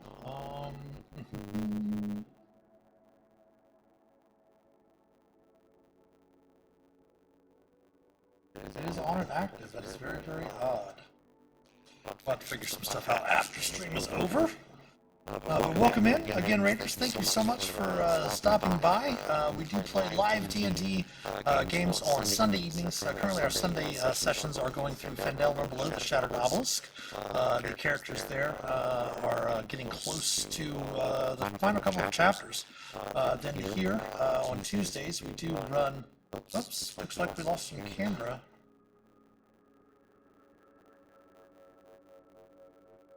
That's very, very odd as well. Then on the second and fourth Tuesdays of the month, on Tuesday nights, we do have Vecna Eve of Room. Tonight is episode 8. And the characters find themselves in Evernight. And Eldon is here, kind of looking very dumbfounded as well, very confused by what's happened. Looking about, he's like, you can try the coffins, but I think we need to really find a stable crevice to get us back to Neverwinter. I would suggest we don't spend a lot of time traipsing about through this undead-infested metropolis, however. Hoping to stumble upon the gateway to Neverwinter feels a bit unsafe. I would suggest we perhaps find a way to ask about rather inconspicuously. So That's possible. Alright. there's people here, not just undead people. Yes, there are demons and devils as well. Other citizens of the Shadowfell. Who has the horses? Devana wonders if Das is do you have find good and evil or see good and evil? I forget what that spell is. Detect evil and good? Well, I have a divine sense that can sort of show off these things as well too. I wonder if a portal would ping differently than everything that's evil around it. No, portal would not ping. But Das would be able to perhaps detect, even though something might not be in his eyesight, which is specifically what Divine Sense does, it still talks about like getting a sense of smell or anything like that. So I would still allow that if Das wants to activate their Divine Sense. Yes, I will throw that up here. You begin retching. Oh. I don't know if Das has ever retched before. Sorry, so sorry. I mean, I am sure the Senna has made noxious, me retch at least once. the noxious odor is so powerful throughout the area. And Eldon kind of reaches over to help you, Das, as you were helping him. And says, easy friend, easy friend. Yes, this place is filled with undead and creatures of different planes. There might be those living, but there are planar travelers like it appears to be yourselves. Well, where can we find some? I know that there's a market east of the Neverwinter graveyard, which means that it's likely that there's a market east of Evernight's graveyard as well. Perhaps we might be able to ask about there, but I would caution again, we should find some way to be inconspicuous. Do any of you have magics that might disguise us or anything of that nature? I do. Right. We're in the upside down, that's right. The upside down. Yeah. Okay. Yeah, well, if y'all want, I can turn us into clouds. We would be very, very fast, and it might take a minute to come in and out of being clouds, but probably can guarantee we're not going to be bothered by any of these other foolish figures while we're just floating around. This includes you, Eldon. He looks at you and says, "That's would be very, very interesting if we were traveling. Are you a priest? Who do you follow?" Not at all. Anyway, like I said, I could, He kind of looks odd, takes his spectacles off and cleans them a bit and puts them kind of back on. Says, "Well, it would be great if we were to travel, but we do need to get the information. Perhaps we might look about to see if there's some way to disguise ourselves. I mean, a group of adventurers would definitely bring a lot of suspicion our way." right, you can uncloud, it just takes a minute, and then you can recloud, and that also takes a minute. Well, I know Blink can look differently. Yes, other than that, Cloud. And I also have one that I'm not using because I can't do. And Minerva's saying that I will turn myself into a rotting flesh copy of myself. Is this better?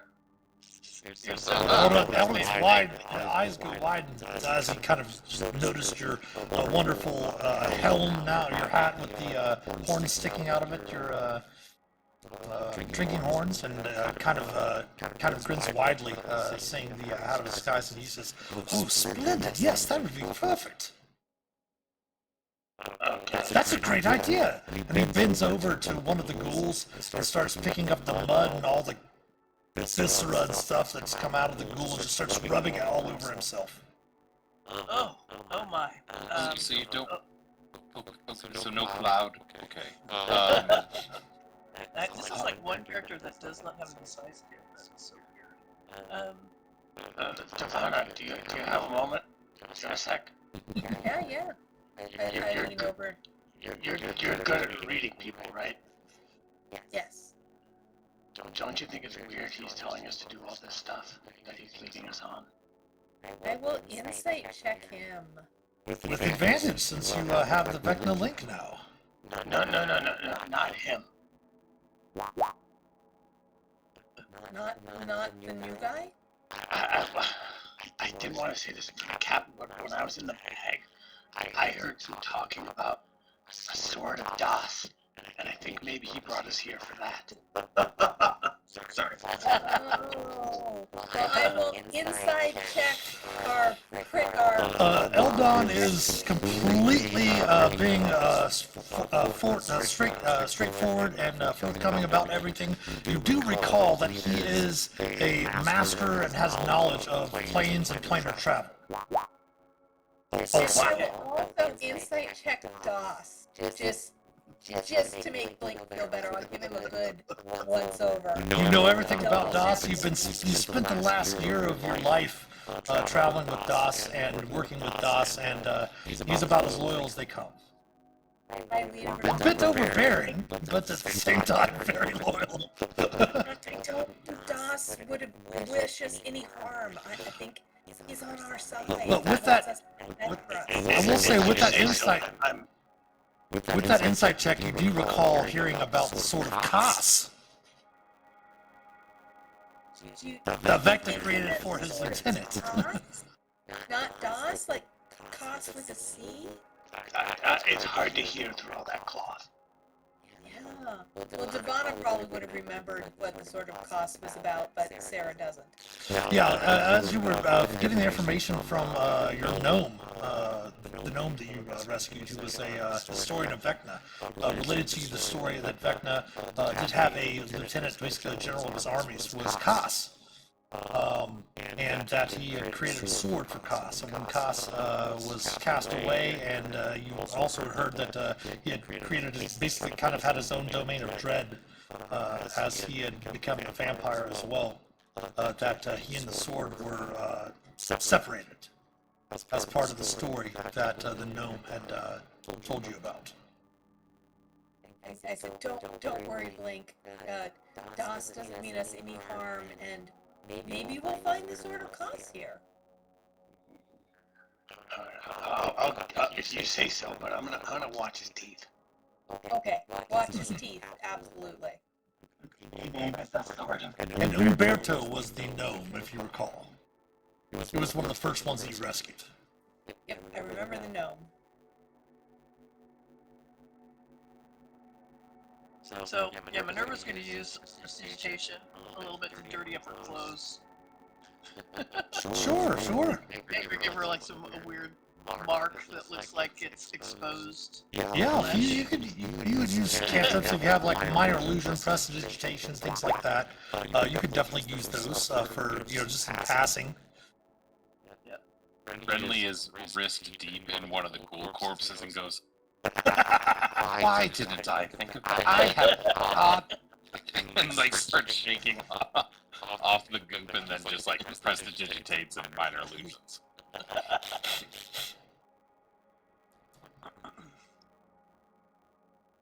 But yeah, you can all spend some time, whether it be picking up the muck and the corpses from the ghouls to help disguise yourself, and with helping one another can easily make yourself. Obviously, you'd be very conspicuous if you were in Neverwinter in the market, but being an Evernight, you'd be fairly not really noticeable. You'd definitely blend in. And you start making your way through Evernight's graveyard, picking and making your way through Das's defined sense, kind of lingering a bit and dissipating a bit as you get out of the graveyard itself. Of course, Eldon has got his notebook that you return to him, just scribbling notes about the Shadowfell and Evernight as you're traversing the graveyard. And you note that the wall around Evernight's graveyard is riddled with gaps. The ground near it is covered in fallen rubble. So leaving the graveyard is fairly easy. Directly east of the graveyard, as I mentioned, a large market stretches for blocks in every direction. Tattered canvases and shrouds separate the numerous stalls. You do note feeble moonlight through the thick cloud of smog and fog above, and flickering torches kind of illuminate the city regardless of the time of day.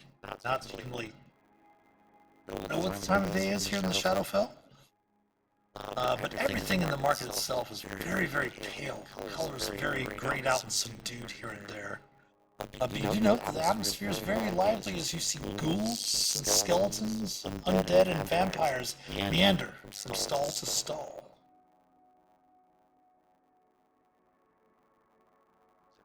Stall to stall. Is this just like a marketplace? Just a normal scene? They just are horrible undead abominations doing it? Yeah, you look and you see that there's some, passing by some of the stalls, Blink. You note that there's, one stall seems to be, its goods seem to be fingers pickled in brine. What a place. There's night markets and then there's Evernight markets. Exactly. I think they have some good finger sandwiches. Yes, and Minerva's interest is obviously piqued because, And they're interested in artifacts. It's like, that might be good in the shop. you do happen to find there are some finger sandwiches, moldy loaves of bread with actual fingers in them. Some jars of blood at some different stalls and such like that. You find a couple of the people hawking wares of wrapped bodily organs and things of that nature. Blink stands back. This has got to be catnip for Minerva, so this is your show, lady. Honestly passive. Does she see any stalls that might have something of interest to us? Magical items or potions? Not with your passive, but if you want to give me an active, you can. Oh, I'm definitely actively looking for anything of interest, but not necessarily magic items. Well, you do happen to notice Minerva kind of wandering over to a stall where there seems to be someone selling bouquets of dead flowers. There seems to be some frayed burial finery and such like that. Looking about, you see some canopic jars and things here and there, as well as jewelry just being displayed on severed hands, like rings and bracelets with severed hands kind of sticking up around some of the different stalls. You see heads without their body, displaying earrings and different chains and nose rings and necklaces and chokers tied tight. What type of currency is being used for these for this market? You note that there's a bit of coin being traded here and there. Also, just some bartering with trade items and things of that nature. Yes. Minerva's definitely going to go to the stall with the Kenobi jars. It's not exotic coins, it's just regular stuff. Just chunks of gold, like gold coins. It doesn't seem to. They don't seem to be as particular about the coins that are being exchanged, especially compared to when you first arrived in Neverwinter. Especially with DOS having just the steel coins, not actually having gold or platinum to use. Although you were able to change those over. They just seem to be trading all different types of coins. From just glancing, not really, obviously being able to step up and just take someone's hand. Let me see what coinage you're using. They just appear to be gold, silver coins, things of that nature, along with small bars, gems being traded and such like that. But with your passive, with your perception, Devon, you do note that this is a place that's called the Corpse Market.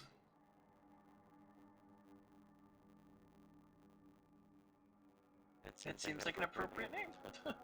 So, with Minerva looking at knickknacks for the shop, and she seems to have found a good shop to shop, right? I mean, seems like a good thing to stock up our shop. I'd like to look around for anybody who looks like maybe they're in disguise or they don't fit in. Okay. How would you like to do so? I'll go with perception again, but I'm looking for anybody who looks like, maybe they have fresher mud, like, on them, like we do. Okay. Or somebody who has clothing that is just out of step with everyone else. Okay. Go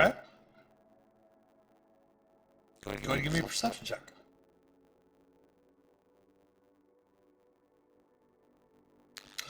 Looking about, you see all different types. Not really anyone that particularly doesn't fit in. You do note that there are a number of different vampires throughout the area. You do note there's some ghouls and ghasts, some whites, things of that nature. But as you're looking about, you look over and you do see a figure kind of looking at your group. And as she sees you, she makes eye contact with you. She kind of spreads her cloak wide and makes a showing of her sharp fangs and her smile. Let me give you an image of what she looks like. Real I will quick. alert Captain Renly to her presence as well.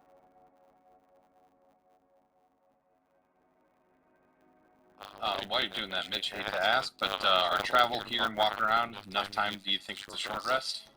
No, you'd actually have to take a short rest for that. Got it, just making sure. No problem. I nudge Renly and lean over and say, she might be the one we can talk to or start a conversation while Minerva's shopping. She does gesture you over, seeing you talking to Ridley. Yeah, and I've decided also that as an Asmar, I'm pale as heck, and so I'm just minor illusion two fangs down the front of my mouth and like, boom, bingo bango. Sure. And I say, hello, what do we have here? What's the catch of the day, as it were? Well, I'm going to go back over to the Roll20 page so the viewers can see what the character looks like as well.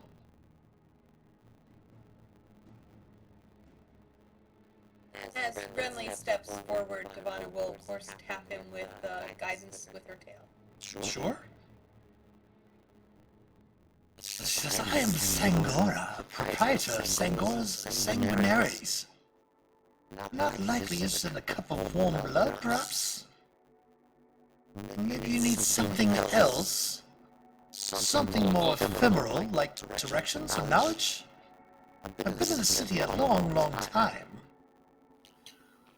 Well, we're looking for a way way to go maybe terrorize Narrowwind a little bit. Terrorist Neverwinter. I haven't been to Neverwinter in more than a decade. I do remember it, though, as a very lawless ruin.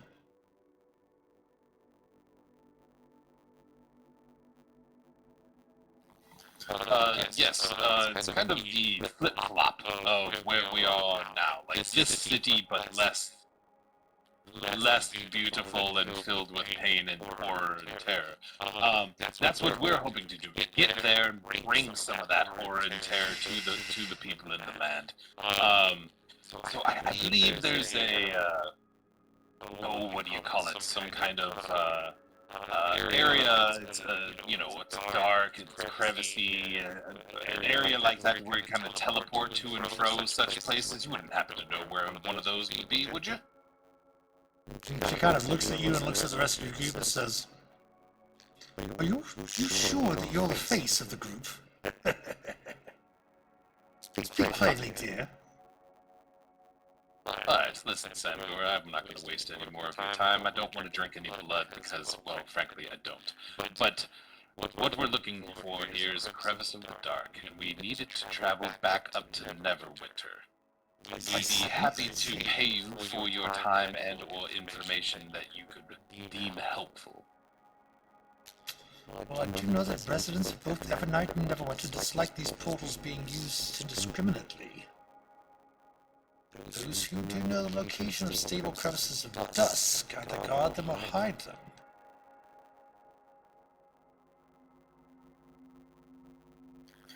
Bad history, I take it. Yeah, we're not looking for any trouble here. We're not trying to cause a to-do of any kind. We want to pop in, we want to pop out, nothing to it, and we can fill your coin purse with enough gold to keep you from having to come back to the market tomorrow to sell your wares. So, what say you? I would say this, you do not have any fear. You should not have any fear of me exposing you. Doing so would disrupt business, and business is what I am, a business person. How much are you willing to offer? She kind of tilts her head with a thoughtful look. What I'd like to do is kind of get a feel of how much some of the stuff in her tent is.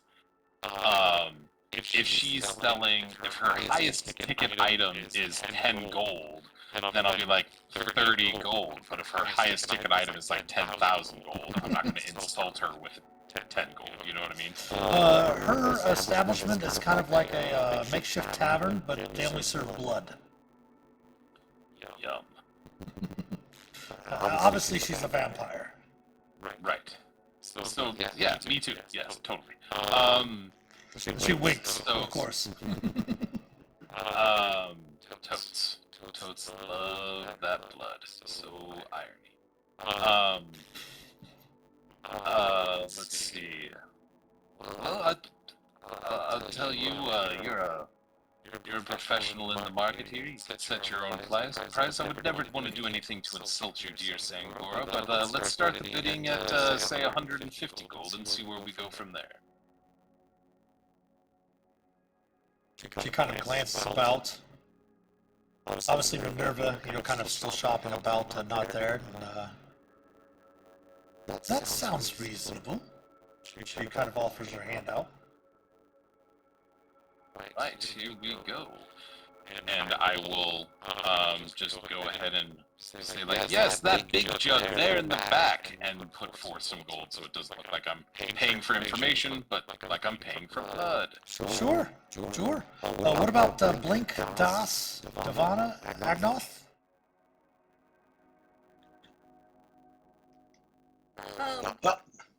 Toss is just lurking in the background. He was his first attempt at negotiation was going to be to try to ram her through with his spear.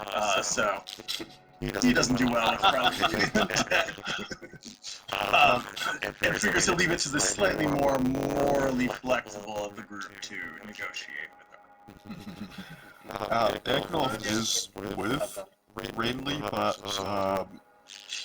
what I'm not clear on is whether or not she expected payment from all of us, or whether Renly was taking Oh, you could easily just the one bribe of 150 gold would be sufficient. Okay. Devana, as usual in strange places, is watching her own party and has calm emotions at the At the ready, yes, at the ready. Okay.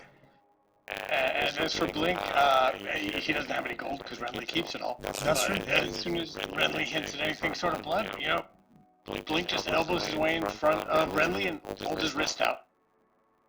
No. I would never dare drink from you, my dear. I almost said Padawan. My dear, my dear valet. This is some high price foreign blood that I am tasting, and then I'll lean in and be like, just don't worry about it. I'm not actually taking any blood.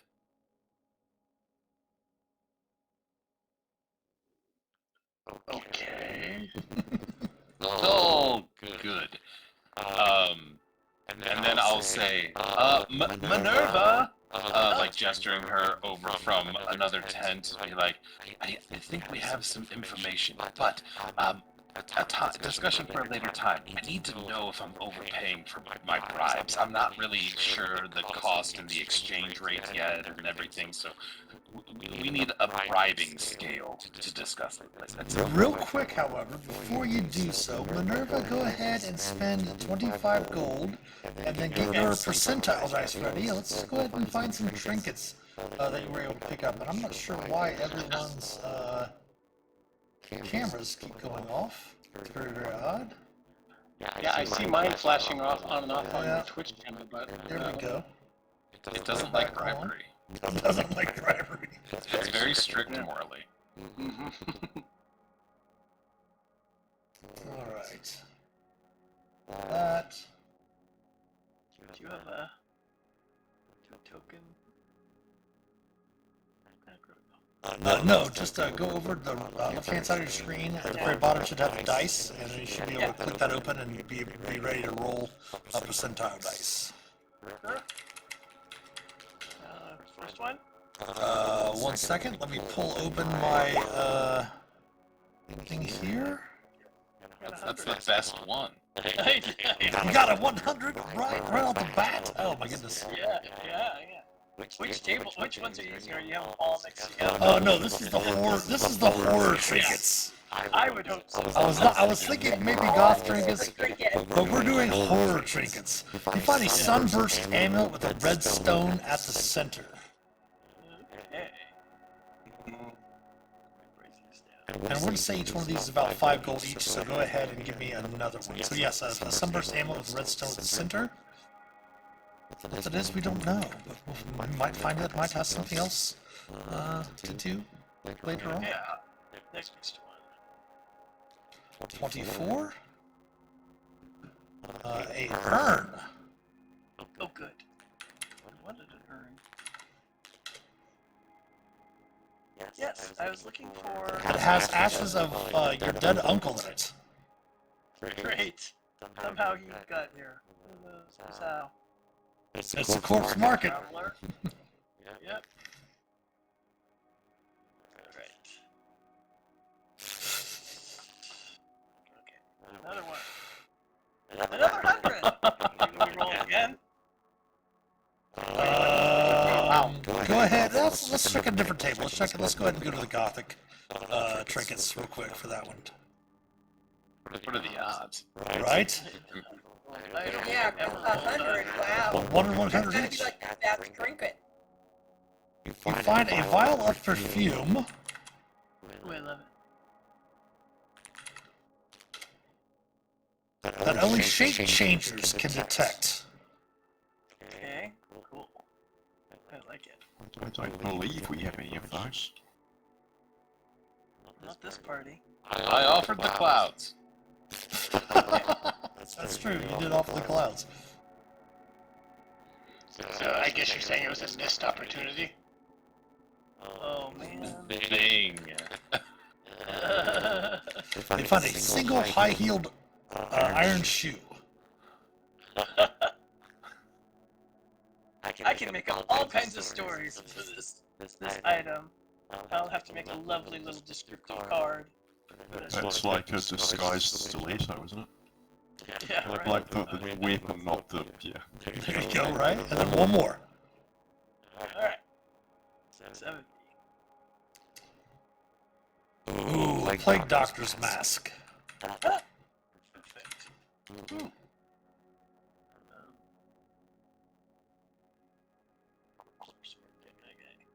Awesome. So those are the 5 things that you purchased while you were shopping, and then of course you hear Renly request your presence at the stall of the Blood Tavern. So I'll just kind of, kick in my telepathic speech with him and say like, so what have you offered? And is there any way that I can use my experience of being a merchant and all my insight stuff to figure out if like this was a fair price or not? Oh no. Well, shit, I've already made the deal. Right. I'm just curious. Yeah, I don't know if it's like $10, 10 gold, right? Yeah, no. I'll just do it and I'll let him know. It's like, well, you overpaid, but it's alright, it was worth it. But if that's the case. But I would definitely just try and, just for my own curiosity, try and kind of gauge what it was. If I get advantage on this, then great. Yeah, 21. You probably figure he may have been able to offer 100, but 150 gold wasn't too much more. It's, Yeah, no. a little bit more, but yeah. It's not that bad. No, I'm talking to you telepathically. So no, I'm like, you're fine. It's fine. It's worth it. It's like sometimes when you really need to go, get away from someplace. It's when you really need something, it's good to pay a little extra. Great. I will then minor illusion that I'm like slamming a glass upside down onto the bar and like kind of like pat my hand like 1 or 2 knocks. Woo! That is the best blood I have ever had. Thank you, Sakura. You see a couple of her workers that are behind the bar with her stuff like that, kind of chuckling back and forth to one another. But it does. Go and give me a simple performance check though, because you're not really doing it for them. You're doing it for the rest of the crowd, right? The people. Yeah, I'm trying to drum up some Yeah. business. And you had guidance. Yeah, you did have guidance. That's true. Oh yeah, let me get a D4 in there. 19. Nice, yeah. Everyone kind of glances over. You see 1 or 2 people, a couple of the vampires kind of walk up over to the area there. And she kind of winks at you as some of her helpers go over there to help them. She says, I do know that there's a stable crevice of dusk in a tomb of one of Evernight's former living families, the Dolan Dogs. That chat for you.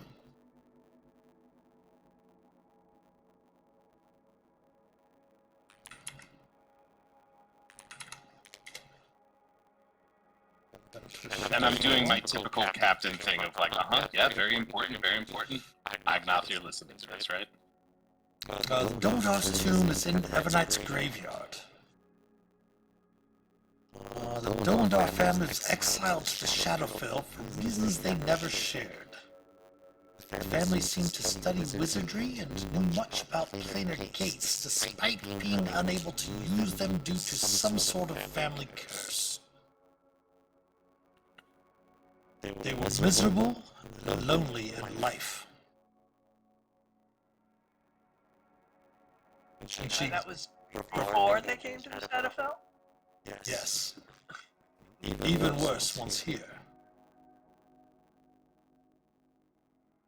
And she pulls out a piece of parchment, grabs a quill, dips it in some blood, and jots down a quick map for you through the graveyard to the Dolendar tomb.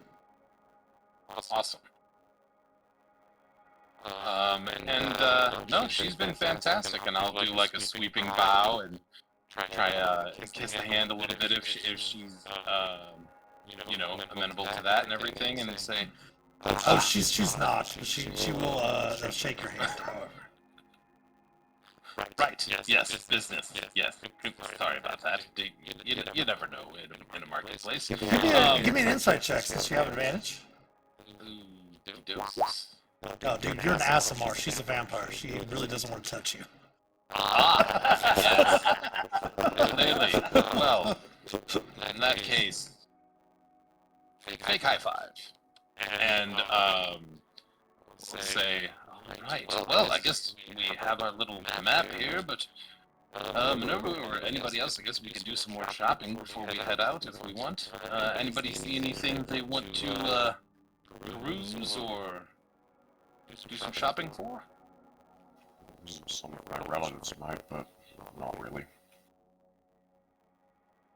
This seems like Minerva's kind of place. Totally up to you, Minerva. We can do more shopping. Oh, I think we should probably get back. I found some nice things, but if I see anything that strikes my eye on the way out.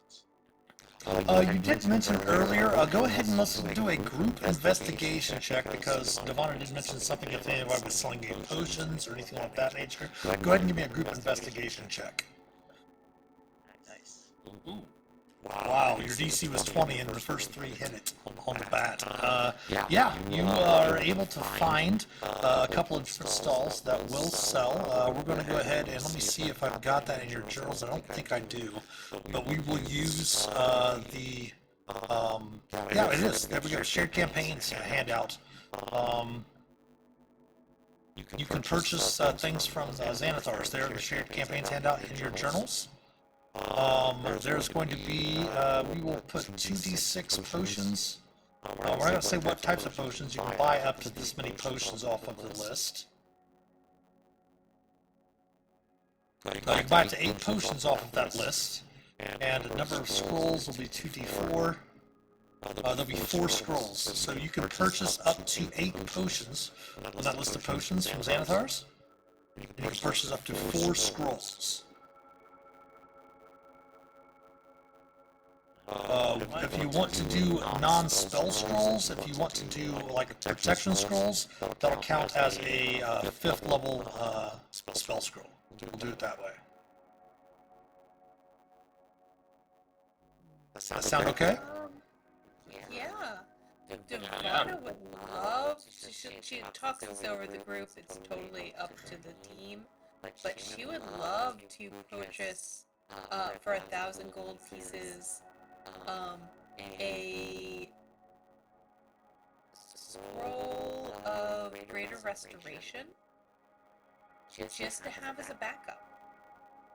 I thought for sure you were going to say 4 scrolls of revivify. Totally fine, and I'm happy to pitch in, but Greater Resto is one of the beads on my necklace. Oh. So I do have a free bonus action Greater Resto every day. Mm-hmm. I mean, Revivify is a 3rd level, which isn't too bad. So a couple scrolls of Revivify couldn't hurt. Especially for Doss, who could also cast it and have on hand. Yep. Yeah, it'd be good if more than one. Yeah, so maybe 2 scrolls of Revivify if anybody's interested in something else. Let's see. So I did actually, we were able to transfer some of my steel into gold. Oh, you were able to transfer it all. Okay, yep.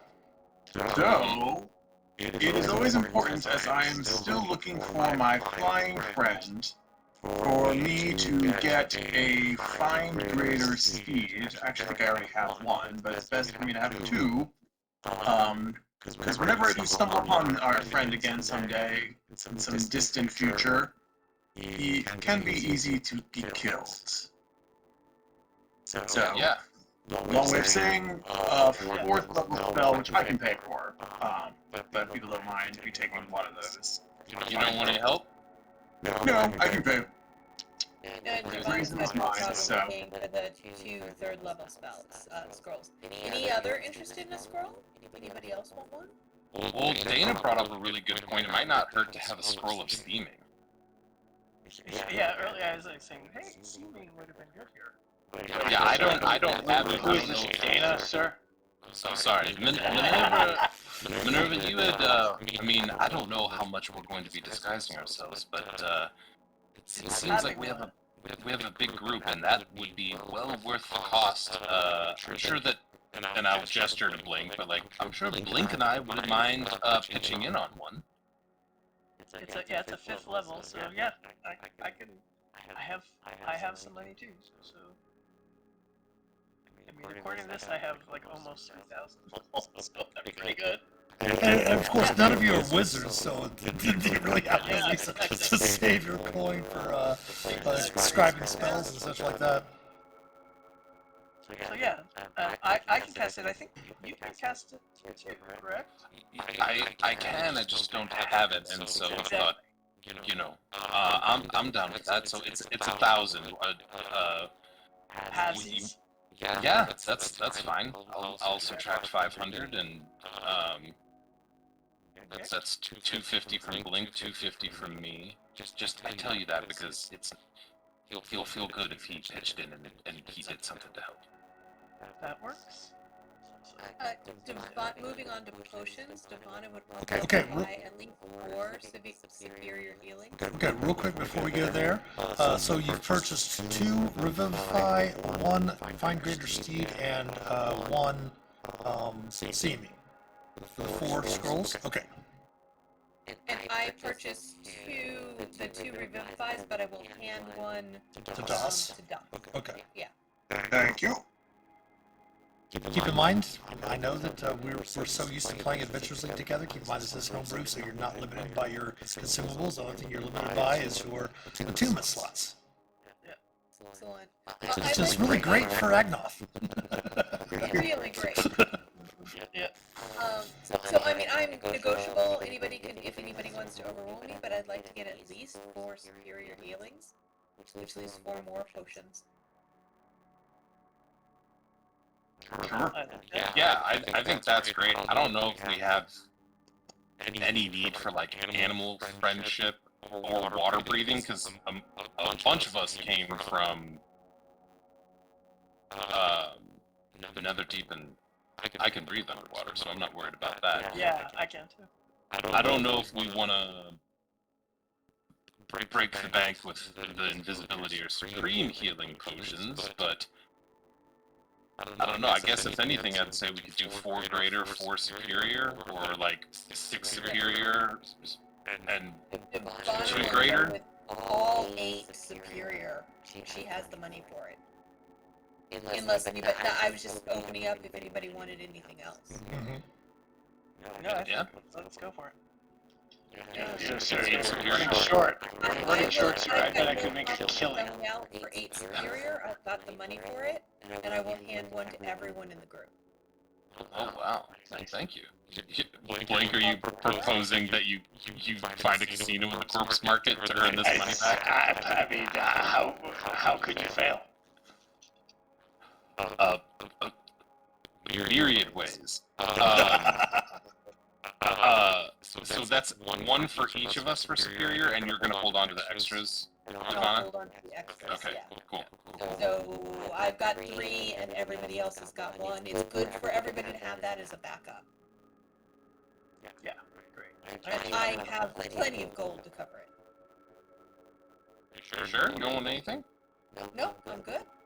Dang, so generous, Cleric. Minerva? I want to keep everybody alive. It's my life's purpose. Yes, Blink. And I pointed to the horns on my helm. Do you think you could? I mean, there's probably some really, really interesting steins here. Do you think you could maybe find one for me? Captain will give you the money, I think. Yeah, sure. I'll look around for some fancy. What type of stein or drinking horn would you be looking for, Blake? I mean, I'm assuming there's something incredibly metal here. No, Yeah. knowing that I was a death metal singer and a heavy metal singer for almost over 20 years, what do you consider metal? I would consider pre-getting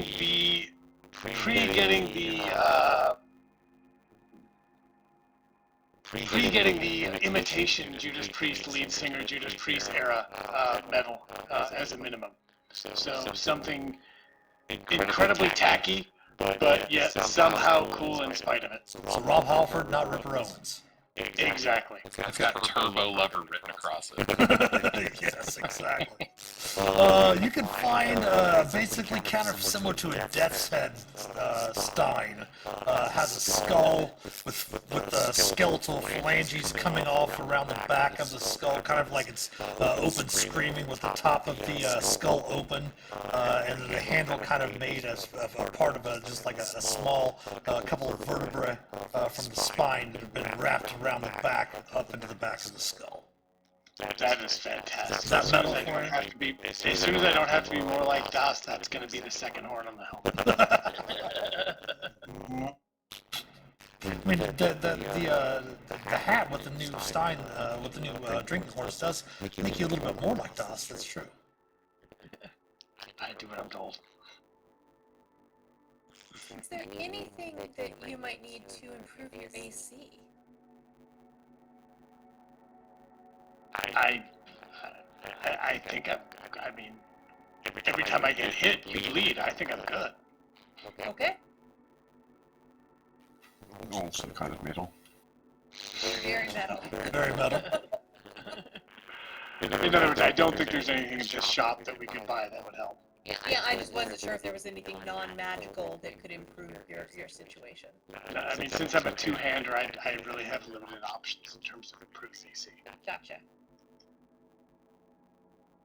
All right, so if there's nothing else, you do have the directions in the small map given to you by Sangora. That can lead you through the Evernight Graveyard, which I guess would be called Everdeath, not Neverdeath. Here in Evernight, you can make your way to the tomb if that's what you wish, unless you wish to do anything else. Well, I don't think it's safe to do a long rest here, so I think we should probably leave. Do you think we could do a short one before we get to the graveyard? I'm a little bit exhausted. I don't know. I mean, it seems Yeah, like we should go kind of have a meal. Like a pub kind of place?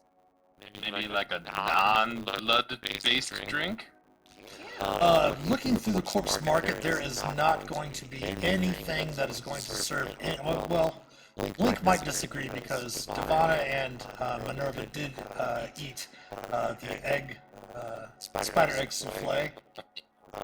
So there might be something that serves things like that, but nothing that would be anything that would most likely be to your palates, that's for sure. Gotcha. But getting out of the area, if everyone wants to give me a group survival check, we'll see if you could maybe find some place to at least set down for at least an hour to take a short rest. Yeah, survival's not my thing. I shall burn my inspiration. Nice. Again, your DC was 20. We got a 20, a 22, and a 20. You're indeed able to find a place between the market and the gaps in the wall of the graveyard to where you can hide away yourselves and take a short rest. So go ahead and take the benefits of a short rest. Wunderbar. Save my hit dice. I don't even need to use hit dice because Divana took so much punishment on my behalf. Devano will be using some of her hit dice. I was impressed. You came out unscathed. Yeah, Das has no hit dice left. I used them all last time. That's true, yeah. You're not hurt though, are you? No, I think I'm at like 102 out of 104, so that's fine. That potion just brought me all the way up. So I'm good. Nice. Yeah, I had no spell slots, and I know I'm the short rest one here, but you get your channel divinity back, so that's helpful too. Mm-hmm. Yeah, I already used my blood for a while, so I can't get more of that either. Did you have any channel divinities left, Ivana, or you didn't have any left? That's right. Yeah. DOS used theirs as an action before last session to get back use Hardest Fight Power. Okay. Yeah, so it's nice to have those back. Awesome. Good. Cool.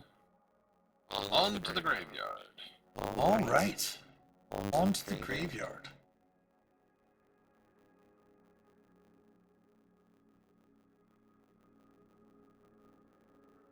Go ahead and move you over to another map here real quick.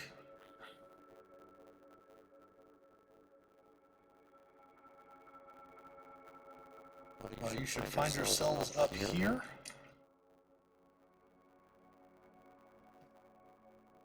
On the outskirts of the tomb. Can everyone see? The elven friend is following us along? Your job is to rescue him and take him back to Neverwinter. Of course he's tagging along. Is he doing okay? Does he need any heals or anything like that? No, he's doing fine. You do discover that he is a priest of sorts. He was able to pick up himself up a scroll. He did pick up a scroll of Speak the Dead. Oh, nice. Well, there are a lot of them here to speak with. That would have made sense. You need a scroll to do that? I just asked how much the blood was.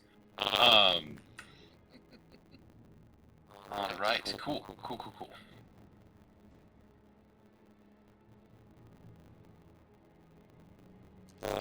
As you get to this area here, you see that the roof, supported by stone pillars, extends from the tomb to the weedy yard of uneven earth.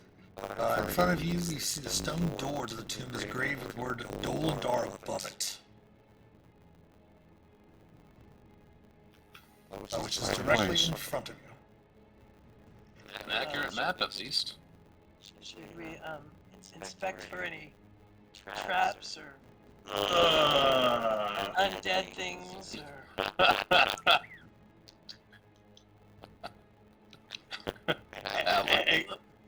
Excuse me, Doth, sir? Oh, that hurt to say. Did you? Yes. I slapped the crowbar into your hand probably a little bit harder than I should, and just kind of grit my teeth. Everyone give me a perception check, please. Sorry, Blink, did you ask me something? Everyone. Okay. Sorry.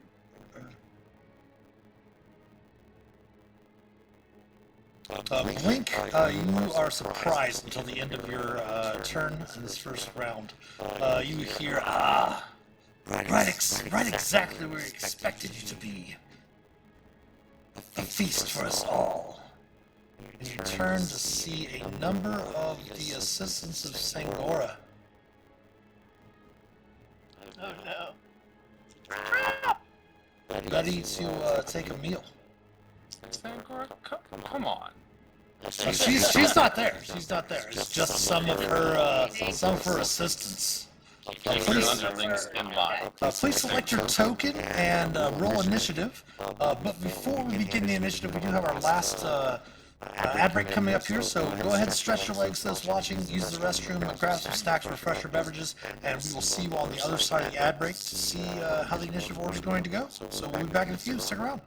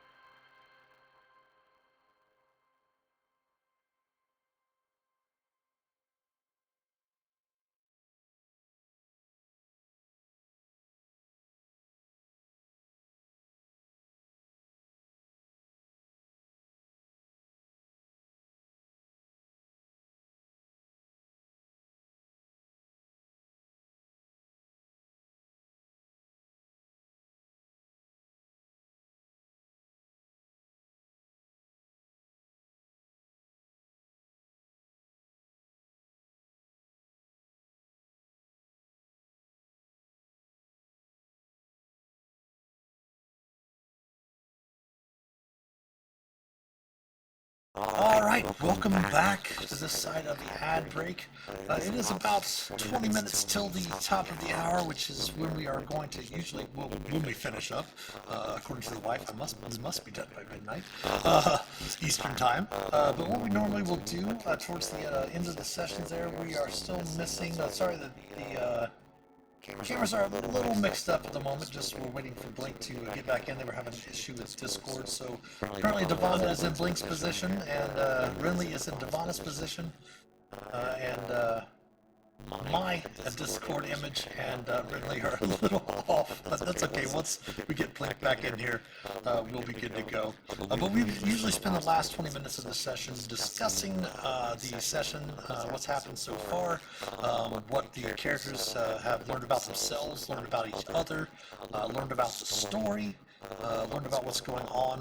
The characters obviously came in, were kind of thrust into the adventure, finding themselves in the northern Sword Coast in the Sea of Swords, and spent the last year in Neverwinter trying to find out why they're there. They've got a cryptic reading, of course, from Madame Ava, as they've since discovered was perhaps maybe a plane, an area called Barovia, somehow, that is very difficult to travel to and travel from.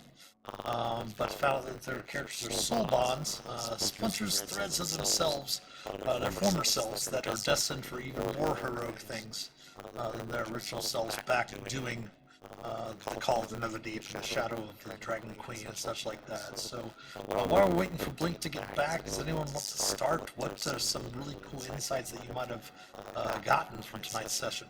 About yourself, about other your party members, about the story?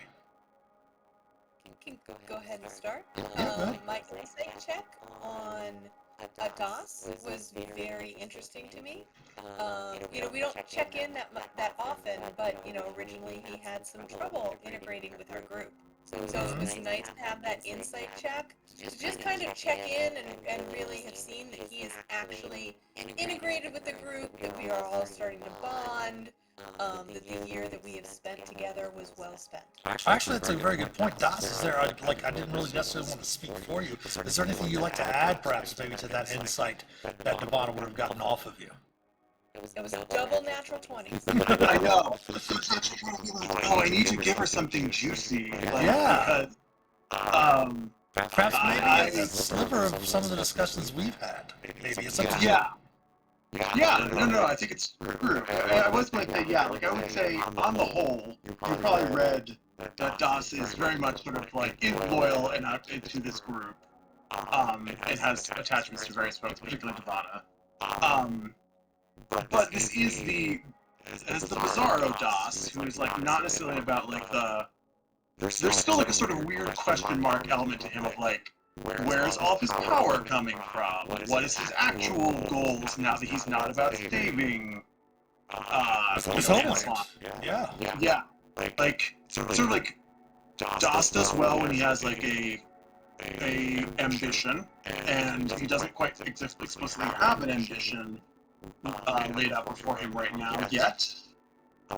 So you could maybe find one in the pursuit of our adventure, but there's always some sort of weird element of since you don't quite know exactly where all his power comes from, that could always be a little bit of a there's still a little bit of a question mark hanging over his head for you. It's a long-winded way of me getting that out there, but there's a little bit of a question mark over your head about sort of what exactly his full story will be. What's driving him now? Yeah. But actually, that's kind of a double natural 20. That's kind of a double-edged sword in the fact that it shows you a similarity between Das and Blink that you might not have known was there before, because they both have to have something, they have to have a quest, they have to have a goal. Blink's obviously is protecting Captain. And Das has to have something before his was to save his homeland. And I don't know. Nothing I would have shared with Blink in the moment. All I wanted to do was reassure Blink it was all good. And perhaps maybe even right before. Ivana Right. as she does team building. And perhaps right before the vampire spawn attacked, you did hear Blink say "sir" to Das. So who knows? I mean, they might be. I don't know. I don't know. I mean, our Discord room does say Minotaurs. What does it say again? Minotaurs. Go home. Minotaurs go home. It is an interesting thing because when Blink like latched on to the captain and is like, you're the one to protect and everything, is kind of like a soldier. I mean, we hadn't even played the campaign where like DOS was created yet, and of all the characters to come from that over here is like the big military guy, right? And so like that's a real interesting thing to bring over here. And then DOS like, I mean, it helps when he's hasted, right? And he just like marches into a room and is mowing down people. It's hard not to kind of take notice of those things, but yeah, that's an interesting dynamic. And I don't know. Kudos to you, Greg. I think you're playing it without like just distracting from, hey, we're in the middle of something, but you're like getting your moments in and taking your turn, and like a new thing is bleeding out like every little bit here, and it's really great. And for the viewers too, when we decided to play Vecna Eve of Ruin, the characters start off at 10th level. So we were discussing that with the players, and they had all played the Shadow of the Dragon Queen together. They had finished that campaign, and Das, Talos, did not actually play the Call of the Netherdeep with the rest of them. And so the idea was they would have a chance to bring in whichever one of their characters they wanted, and the final setup was the whole group from the Netherdeep, and then Das coming in from the Shadow of the Dragon Queen, which has created a really fun dynamic of the group being together. Obviously, if you have, I won't say obviously too much, if you have any knowledge of Dragonlance and stuff like that, Minotaurs kind of were, they have their own culture and stuff like that, but we're still kind of outcasts in different areas of society on Kryn, and having that element to Das coming into the group where he is kind of the outsider and has spent the last year working with the group, kind of finding they're finding themselves, not only finding their own place in this new world, but Das having that double extra thing of not only trying to find his place in this new land, but also finding his place in this new group. Trying perhaps maybe, I don't know, has Das like kind of looked at some of the members of the group? Obviously Renly is completely not like W. So is there like different characters that he's played with, that he's adventured with, that he kind of looks at the rest of the group similarly to? Interesting. Yeah, I don't know that he would necessarily map them one-to-one back to, like, as much as I could easily map them one-to-one back to be like, oh, hey, like, you play W, I do think despite the sort of, like, element of, like, what's his kind of purpose, where's he going kind of thing, that does not mean that he does not have loyalty to this group, very much so. And like as much as he always would with like any group he's attached to, he would throw himself in front of any one of them. And I think I've tried to play up a little bit seeds of connections he's had with certain characters, like again with like Divana's Morning Bond connection, encouraging elements with Blink as well there too, thanking Agnoth for his various magical powers. So I think he's So I think he's integrated, but doesn't sort of think of them as like a one-to-one replacements to his Kryn folks. So what about different party dynamic? When the haste happened, when I got through that, I immediately thought how in the Dragon Queen, how we all would buff DOS. Like there was like, it seemed like the party, there was a lot of focus on DOS was like our main, like we didn't really have like another martial character that kind of like did it the same way, and so there was a lot of support buffing of DOS by the other characters. And so when like the haste happened, I'm like, oh, that reminds me of casting, like making DOS big, So I do have Because that party was what an artificer, 2 sorcerers, a rogue and a forge cleric.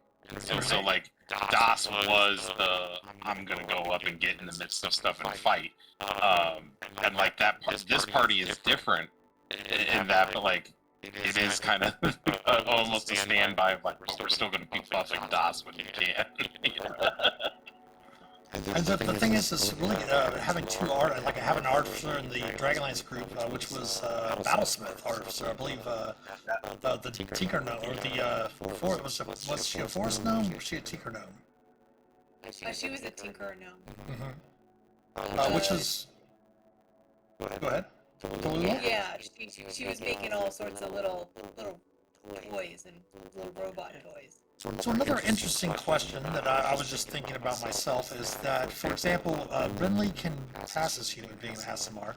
Obviously, Divana being custom lineage, but does look like an elf. Minerva being custom lineage, but does look fairly human in many ways. Blink being a human. Would there be any bond between Agnoth and Das, being that they aren't traditionally seen in civilized lands as a gnoll and a minotaur? Possibly to some extent. I mean, I think the other thing is that they're both like the giants of the party in some ways, which they kind of stick out, and it's really hard to disguise themselves as very much else. And so I think Agnoth does sort of maybe recognise a little bit of himself in Das, but obviously they're very different in terms of outlook. Like Das is very much a holy warrior type, whereas Agnoth doesn't really think terribly much about that. He's more into gadgets and magical powers and all that. And guys also room together. And basically saying the plain truth is something that Agnoth is kind of noted. Yeah. He says the plain truth. He doesn't really try to coat anything with what he says. He's just very matter of fact about what he says. You know what I mean? Like his observations and stuff like that. One of the things with him is that he's particularly not good at, trying to sell lies or persuade people. He doesn't have very much in the way of, charisma, and so he just finds the best way is to tell people what he thinks, and if that works, then that works. And in our year, when we were, like, before we got, like, our residence and stuff, when we were staying at that inn, it just worked out, essentially, because Blink and Renly were going to room together, and then, like, Minerva and Divana room together. So Agnoth and Das are also, like, they were the kind of two leftovers, and they roomed together, so that's kind of a cool... Actually, I think, didn't they both have their own rooms? I think they ended up having their own, too. Yeah, well, that was at least at the start for Moonstone Mask, at least. They had separate rooms when that started.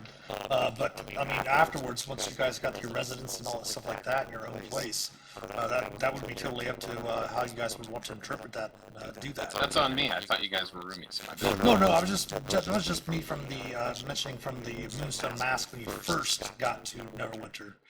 They did pay for their own. But obviously, since you've been there for a while and all of that, they could have easily taken up residence. As roommates. What was the word we were saying not to use the first couple of times through? What? I can't remember. Oh, I remember the instance, but I don't remember what caused Yeah. caused us to change the term. All right. Well, anyone have anything else to add? No? All right. Been loving it. Well, great session tonight, everyone. Thanks for the raid again. Magic Academy RPG, very much appreciated for those that gave us some follows tonight. Thank you so much. My apologies for not being able to see those in the mini feed. I'm going to try to figure that out over the next couple of days. Again, we'll be back for our next session of Vecna Eve of Ruin for episode 9 on September 24th, Tuesday, September 24th, again at 8:30 Eastern PM. We will be back tomorrow at 11 a.m. for our video game streams that we have daily at 11 a.m. Monday through Friday. Tomorrow is Wicked Wednesday. We're going to continue with our next episode, our second stream of The Casting of Frank Stone. Which is a cinematic, horror-based video game set in the world of Dead by Daylight. But we did do some Twitch integration, in there. So if you drop by tomorrow and watch, you'll be able to vote on the decisions. You make decisions in the game. It's very cinematic in the way it plays out, very much like a story, a movie, such like that. There are a few skill checks, a few things you have to do here and there, but the decisions we make in the game do change the outcome and change the story as we go through. So we did integrate that with Twitch so that the viewers can vote on those as well. We won't have our DM chat tomorrow night as we're going to be prepping for the virtual D&D weekend this weekend. We will be back on Thursday for our Thirsty for Blood Thursday instead of just Thirsty Thursday. Thirsty for Blood Thursday, where we're going through our series playing some 7 Days to Die now that that's in version 1 of that. And then we won't have our normal Fantasy Friday stream during the day on Friday, as we will be running some D&D for the virtual D&D weekend, partnered with Baldwin Games and Wizards of the Coast. But we will be still on Lotro stream, the official channel for Lord of the Rings Online. We will be still doing that, twitch.tv/Lotro stream on Friday night at 7 p.m. to 9 p.m. Eastern Time. And then, of course, we will be back on Sunday for, I think, episode 31 or 32 of our live D&D play of Fandelver and Below the Shattered Obelisk. But thank you all so much for spending your evening with us. It's very awesome that you would be very interested in and invested in these characters and following their story. So thank you so much for that. Again, thank you, Magic Academy RPG, for the raid. Very much appreciated. Thank you for the new followers. Of course, thanks to all of our supporters, especially our patrons of Patreon. If you'd like to help support the channel, please consider becoming a patron or subbing here on Twitch, twitch.tv/themasterofdungeons.